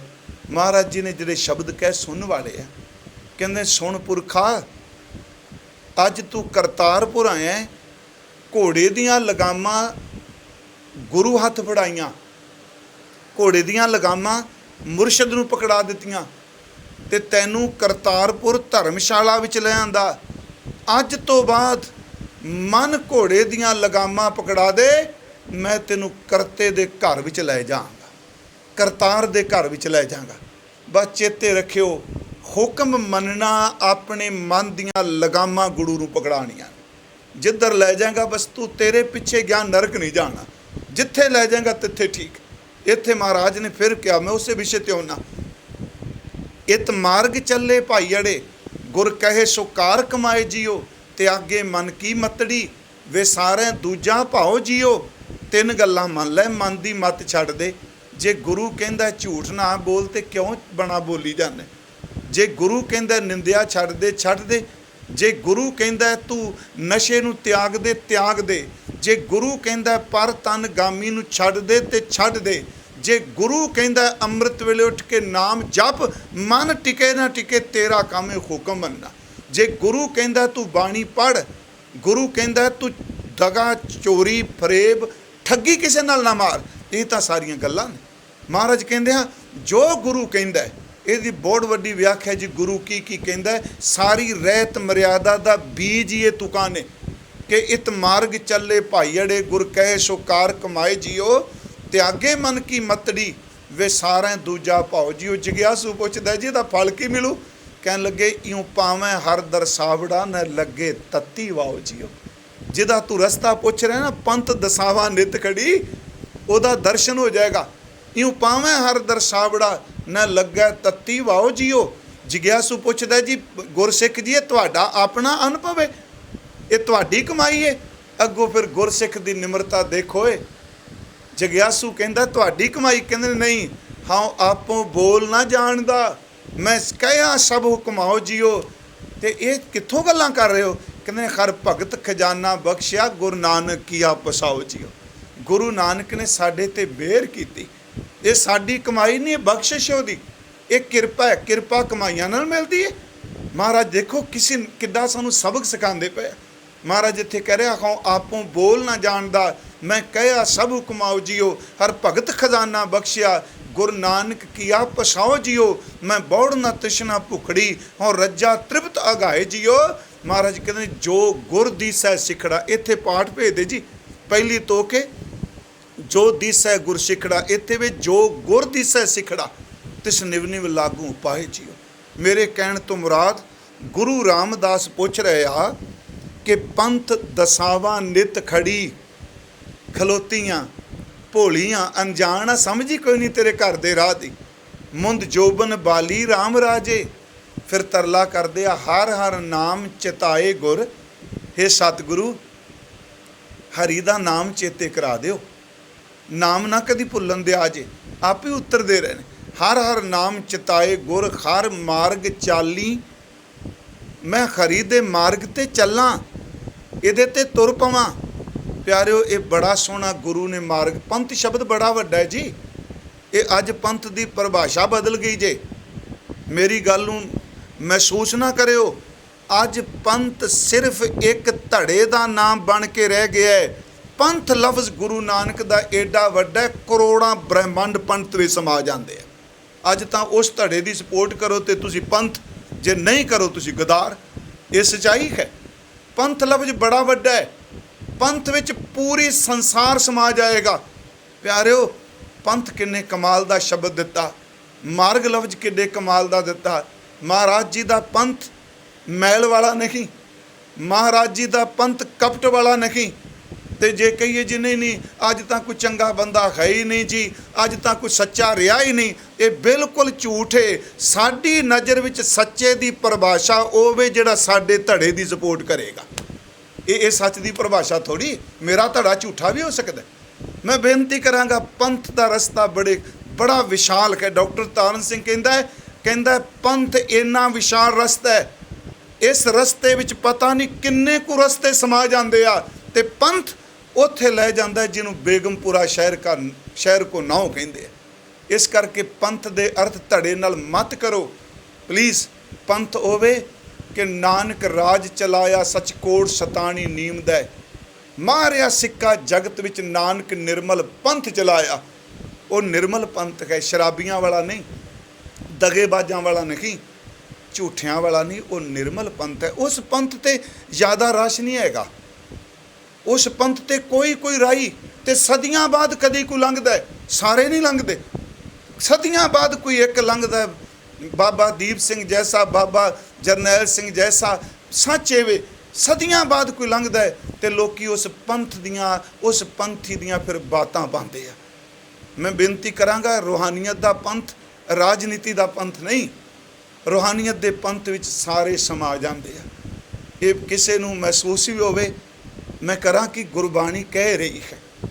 ਰਘਬੀਰ ਸਿੰਘ ਵੀਰ ਨਾਮ ਅਭਿਆਸੀ ਸਨ ਚੰਗੇ, ਉਹਨਾਂ ਦੀਆਂ ਪੁਸਤਕਾਂ ਪੜ੍ਹਨ ਵਾਲੀਆਂ ਨੇ, ਜਿਵੇਂ ਭਾਈ ਸਾਹਿਬ ਭਾਈ ਵੀਰ ਸਿੰਘ ਜੀ, ਡਾਕਟਰ ਆਪਣਾ ਵਾਹਿਗੁਰੂ ਜੀ, ਇਹ ਭਾਈ ਸਾਹਿਬ ਭਾਈ ਰਣਧੀਰ ਸਿੰਘ ਜੀ, ਇਹ ਜਿਹੜੇ ਸੱਜਣ ਨੂੰ ਪੜ੍ਹ ਕੇ ਨਾਮ ਜਪਣ ਦਾ ਚਾਅ ਪੈਦਾ ਹੁੰਦਾ ਹੈ। ਅਨੇਕਾਂ ਵਿਦਵਾਨ ਕੋਈ ਸਾਰੇ ਚੰਗੇ ਆ, ਇੱਕ ਦੋ ਇੱਕ ਚੜ੍ਹਨ ਦੀਆਂ। ਭਾਈ ਸ਼ੇਰ ਸਿੰਘ ਜੀ ਕਸ਼ਮੀਰ ਵਾਲੇ, ਵਾਹਿਗੁਰੂ ਦਰਸ਼ਨ ਆਤਮ ਦਰਸ਼ਨ। ਰਘਬੀਰ ਸਿੰਘ ਵੀਰ ਹੋਣਾ ਨੇ ਇੱਕ ਕਿਤਾਬ ਲਿਖੀ ਸੀ, ਰਮਜ਼ੀ ਕਹਾਣੀਆਂ।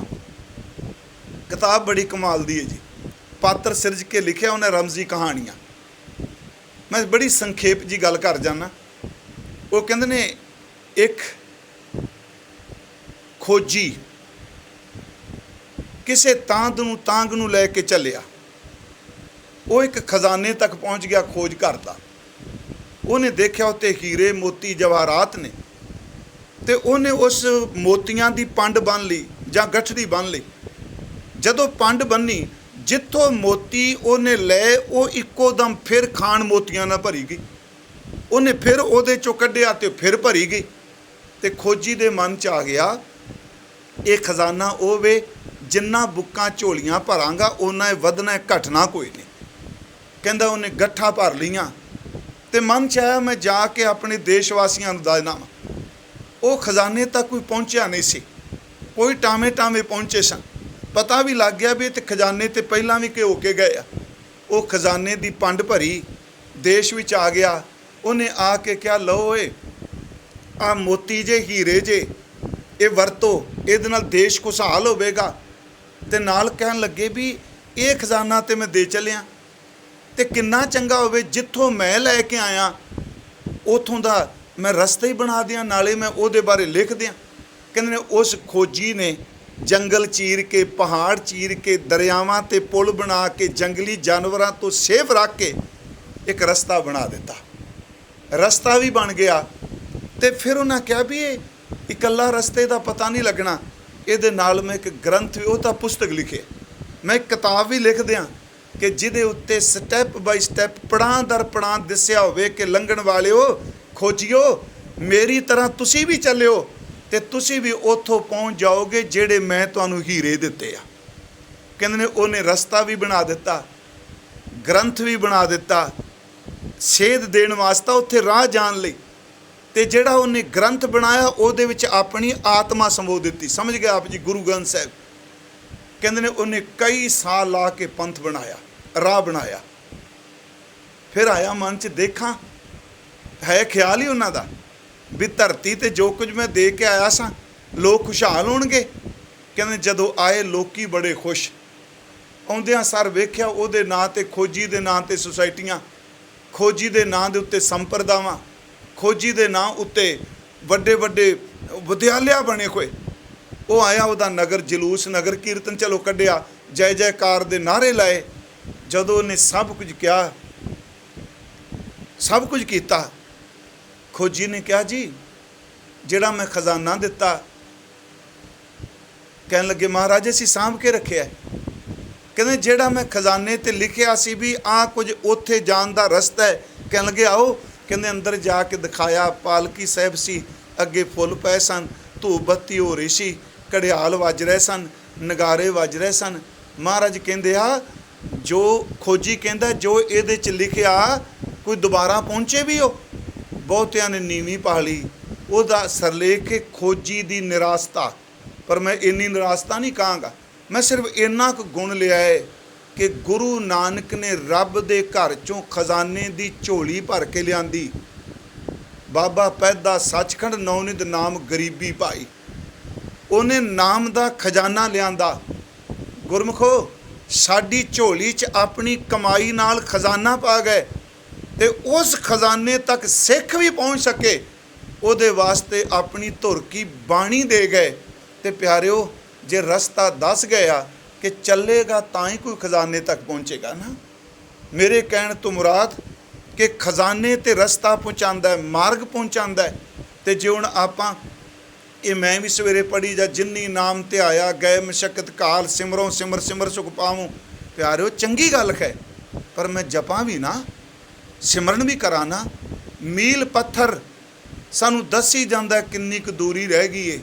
ਮੀਲ ਪੱਥਰ ਨੂੰ ਫੜ ਕੇ ਨਾ ਬਹਿ ਜਾਈਏ, ਮੀਲ ਪੱਥਰ ਦੇ ਕਹੇ ਅਨੁਸਾਰ ਚੱਲਣਾ ਵੀ ਸ਼ੁਰੂ ਕਰ ਦਈਏ। ਇੱਥੇ ਸਤਿਗੁਰੂ ਨੇ ਕਿਹਾ, ਅੱਜ ਮਾਰਗ ਦੀ ਗੱਲ ਚੱਲੀ, ਪੰਥ ਦਸਾਵਾ ਨਿਤ ਖੜੀ ਮੁੰਦ ਜੋਬਨ ਬਾਲੀ ਰਾਮ ਰਾਜੇ, ਹਰ ਹਰ ਨਾਮ ਚਿਤਾਏ ਗੁਰ ਹਰ ਮਾਰਗ ਚਾਲੀ। ਗੁਰੂ ਜੀ ਮੈਨੂੰ ਨਾਮ ਚੇਤੇ ਕਰਾ ਦਿਆ ਜੇ। ਮੇਰਾ ਮਨ ਤਨ ਨਾਮ ਆਧਾਰ ਹੈ, ਮੇਰੇ ਮਨ ਤੇ ਤਨ ਦਾ ਆਧਾਰ ਕੇਵਲ ਨਾਮ ਹੈ। ਹਉਮੈ ਬਿਖ ਜਾਲੀ, ਇਸ ਨਾਮ ਦੀ ਕਿਰਪਾ ਨਾਲ ਹਉਮੈ ਦੀ ਜ਼ਹਿਰ ਨੂੰ ਮੈਂ ਫੂਕਣਾ ਹੈ, ਹਉਮੈ ਦੀ ਜ਼ਹਿਰ ਸਾੜਨੀ ਹੈ। ਗੁਰੂ ਨਾਮ ਦਿੰਦਾ ਪਿਆਰਿਓ। ਮਹਾਰਾਜ ਨੇ ਬਾਣੀ 'ਚ ਕਿਹਾ, ਹੱਠ ਮੰਜਾਹੂੰ ਮੈਂ ਮਾਨਕ ਲੱਦਾ, ਮੁੱਲ ਨਾ ਕਿੱਦਾ ਮੈਂ ਕੂ ਸਤਿਗੁਰ ਦਿੱਤਾ, ਢੂੰਡ ਵੰਝਾਈ ਥਿੱਥੀਆ ਥਿੱਤਾ, ਜਨਮ ਪਦਾਰਥ ਨਾਨਕ ਜਿੱਤਾ। ਮਹਾਰਾਜ ਸੱਚੇ ਪਾਤਸ਼ਾਹ ਕਹਿੰਦੇ ਆ ਕਿ ਮੈਨੂੰ ਅੰਦਰੋਂ ਗੁਰੂ ਨੇ ਨਾਮ ਦਿੱਤਾ। ਤੇ ਜਿਹੜਾ ਨਾਮ ਹੈ, ਇੱਕ ਬਚਨ ਕਹਿ ਕੇ ਖਾਸ ਕਰਕੇ ਇੱਥੇ ਗੁਰੂ ਜੀ ਨੇ ਕਿਹਾ, ਮੇਰਾ ਮਨ ਤਨ ਨਾਮ ਆਧਾਰ ਹੈ, ਮੇਰੇ ਤਨ ਤੇ ਮਨ ਦਾ ਆਧਾਰ ਨਾਮ ਹੈ। ਨਾਮ ਨੇ ਹਉਮੈ ਸਾੜ ਦਿੱਤੀ। ਅਸੀਂ ਆਨੰਦ ਸਾਹਿਬ ਵਿੱਚ ਇੱਕ ਪੌੜੀ ਪੜ੍ਹਨੇ ਆ ਬਾਬਾ ਜੀ ਦੀ, ਸਤਿਗੁਰੂ ਗੁਰੂ ਅਮਰਦਾਸ ਪਿਤਾ ਜੀ ਦੀ, ਕਿ ਪੌੜੀ ਹੈ, ਸਾਚਾ ਨਾਮ ਮੇਰਾ ਆਧਾਰੋ। ਇਹੀ ਬਚਨ, ਮੇਰੇ ਮਨ ਤਨ ਨਾਮ ਆਧਾਰ ਹੈ, ਸੱਚਾ ਨਾਮ ਮੇਰਾ ਆਧਾਰ ਹੈ। ਸਾਚ ਨਾਮ ਆਧਾਰ ਮੇਰਾ, ਜਿਨ ਭੁੱਖਾ ਸਭ ਗਵਾਈਆਂ। ਅਰਥ ਆਪ ਸਾਰੇ ਜਾਣਦੇ ਹੋ, ਸੱਚਾ ਨਾਮ ਮੇਰਾ ਆਧਾਰ ਹੈ। ਜਿਸ ਨਾਮ ਨੇ, ਜਿਹਨੂੰ ਗੁਰੂ ਜੀ ਕਹਿ ਰਹੇ ਨਾ, ਇਹ ਰਾਮਦਾਸ ਸਤਿਗੁਰੂ ਹਉਮੈ ਬਿਖ ਜਾਲੀ, ਇਹਨੂੰ ਗੁਰੂ ਜੀ ਕਹਿ ਰਹੇ ਆ, ਜਿਨ ਭੁੱਖਾਂ ਸਭ ਗਵਾਈਆਂ। ਇੱਕ ਭੁੱਖ ਨਹੀਂ, ਸਭ। ਤੇ ਮੈਂ ਪਿਛਲੇ ਦਿਨ ਹੀ ਕਿਹਾ ਸੀ, ਭੁੱਖ ਕੱਲੀ ਢਿੱਡ ਦੀ ਨਹੀਂ ਹੁੰਦੀ, ਹਰ ਭੁੱਖ ਗਵਾ ਦਿੱਤੀ ਨਾਮ ਨੇ। ਇੰਦਰੀਆਂ ਦੀ ਭੁੱਖ ਗਵਾ ਦਿੱਤੀ, ਜੀਭ ਦੀ ਭੁੱਖ ਗਵਾ ਦਿੱਤੀ। ਇਉਂ ਸ਼ਬਦ ਕਹੋ, ਗੁਰੂ ਅੰਗਦ ਸਾਹਿਬ ਦਾ ਇਹ ਬਚਨ, ਆਖਣ ਆਖ ਨ ਰੱਜਿਆ, ਸੁਣ ਨ ਰੱਜੇ ਕੰਨ, ਅੱਖੀ ਦੇਖ ਨ ਰੱਜੀਆਂ, ਗੁਣ ਗਾ ਕੇ ਕਵੰਨ, ਭੁੱਖਿਆਂ ਭੁੱਖ ਨਾ ਉਤਰੈ, ਗੱਲੀ ਭੁੱਖ ਨਾ ਜਾਏ, ਨਾਨਕ ਭੁੱਖਾ ਤਾਂ ਰੱਜੈ, ਜਾਂ ਗੁਣ ਕੈ ਗੁਣੀ ਸਮਾਏ। ਅੰਦਰ ਦੀ ਭੁੱਖ ਮਿਟਾ ਦਿੱਤੀ। ਮਹਾਰਾਜ ਕਹਿ ਰਿਹਾ, ਜਿਨ ਭੁੱਖਾਂ ਸਭ, ਇੱਕ ਭੁੱਖ ਨਹੀਂ ਸਾਰੀਆਂ, ਹਰ ਤਰ੍ਹਾਂ ਦੀ ਭੁੱਖ ਮਿਟਾ ਕੇ ਰੱਖ ਦਿੱਤੀ ਨਾਮ ਨੇ। ਜਿਨ ਭੁੱਖਾਂ ਸਭ ਮਿਟਾਈਆਂ ਗਵਾਈਆਂ, ਜਿਨ ਭੁੱਖਾਂ ਸਭ ਗਵਾਈਆਂ। ਸਾਚਾ ਨਾਮ ਮੇਰਾ ਆਧਾਰੋ, ਸਾਚ ਨਾਮ ਆਧਾਰ ਮੇਰਾ, ਜਿਨ ਭੁੱਖਾਂ ਸਭ ਗਵਾਈਆਂ। ਮਹਾਰਾਜ ਕਹਿੰਦੇ ਨੇ, ਕਰ ਸ਼ਾਂਤ ਸੁਖ ਮਨ ਆਏ ਵਸਿਆ, ਜਿਨ ਇੱਛਾ ਸਭ ਪੂਜਾਈਆਂ। ਵਾਹ ਵਾਹ, ਕਹਿੰਦੇ ਅੰਦਰ ਸ਼ਾਂਤ ਹੋ ਗਿਆ, ਸੁਖ ਆ ਗਿਆ, ਤੇ ਜਿੰਨੀਆਂ ਇੱਛਾਵਾਂ ਸਨ ਉਹ ਪੂਰੀਆਂ ਹੋ ਗਈਆਂ। ਇਹਦਾ ਮਤਲਬ ਇਹ ਹੋ ਗਿਆ ਕਿ ਇੱਛਾਵਾਂ ਦਾ ਭੋਗ ਹੀ ਪੈ ਗਿਆ, ਇੱਛਾ ਰਹੀ ਕੋਈ ਨਹੀਂ। ਜਿਨ ਇੱਛਾ ਸਭ ਪੁਜਾਈਆਂ, ਪਰ ਕਿਵੇਂ? ਸਦਾ ਕੁਰਬਾਨ ਕੀਤਾ ਗੁਰੂ ਵਿਟੋਂ, ਜਿਹਨੂੰ ਗੁਰੂ ਕਹਿ ਰਿਹਾ, ਹਰ ਹਰ ਨਾਮ ਚਿਤਾਏ ਗੁਰ ਹਰ ਮਾਰਗ ਚਾਲੀ, ਮੇਰਾ ਮਨ ਤਨ ਨਾਮ ਆਧਾਰ ਹੈ, ਹਉਮੈ ਬਿਖ ਜਾਲੀ। ਸਦਾ ਕੁਰਬਾਨ ਕੀਤਾ ਗੁਰੂ ਵਿਟੋ, ਜਿਸ ਦੀਆਂ ਇਹ ਵਡਿਆਈਆਂ, ਇਹ ਨਾਮ ਗੁਰੂ ਨੇ ਦਿੱਤਾ, ਪੰਥ ਗੁਰੂ ਨੇ ਦਿੱਤਾ, ਜਿਸ ਦੀਆਂ ਇਹ ਵਡਿਆਈਆਂ। ਕਹੇ ਨਾਨਕ ਸੁਣੋ ਸੰਤੋ, ਸਬਦ ਧਰੋ ਪਿਆਰੋ, ਸਾਚਾ ਨਾਮ ਮੇਰਾ ਆਧਾਰੋ। ਮੈਂ ਬੇਨਤੀ ਕਰਾਂ, ਇੱਥੇ ਗੁਰੂ ਜੀ ਕਹਿ ਰਹੇ ਆ, ਮੇਰਾ ਆਧਾਰ ਨਾਮ ਹੈ, ਹਉਮੈ ਦੀ ਜ਼ਹਿਰ ਮੈਂ ਸਾੜ ਦਿੱਤੀ, ਅਖੀਰਲੀ ਤੋਕੇ ਜਨ ਨਾਨਕ ਸਤਿਗੁਰ ਮੇਲ ਹਾਰ। ਹੇ ਹਰੀ ਜੀ, ਸਤਿਗੁਰੂ ਮਿਲਾ ਕੇ ਰੱਖੋ, ਸਤਿਗੁਰੂ ਨਾਲ ਮਿਲਾ ਦਿਓ। ਹਰ ਮਿਲਿਆ ਬਨਵਾਲੀ, ਜਿਨ੍ਹਾਂ ਨੂੰ ਅੱਜ ਤੱਕ ਹਰੀ ਮਿਲਿਆ, ਬਨਵਾਲੀ ਮਿਲਿਆ, ਸੱਚ ਐਵੇਂ ਉਹਨਾਂ ਨੂੰ ਸਤਿਗੁਰੂ ਦੇ ਰਾਹੀਂ ਮਿਲਿਆ। ਜਿਹਨੂੰ ਮਹਾਰਾਜ ਕਹਿੰਦੇ ਆ ਕਿ ਮਹਾਰਾਜ ਬਿਨ ਸਤਿਗੁਰੂ ਕਿਨੇ ਨਾ ਪਾਇਓ, ਬਿਨ ਸਤਿਗੁਰੂ ਕਿਨੇ ਨਾ ਪਾਇਆ, ਸਤਿਗੁਰੂ ਨਾਲ ਹੀ ਸਭ ਨੂੰ ਪ੍ਰਾਪਤੀ ਹੋਈ। ਇੰਨੀਆਂ ਕੁ ਬੇਨਤੀਆਂ ਸਵੀਕਾਰ ਕਰਿਓ।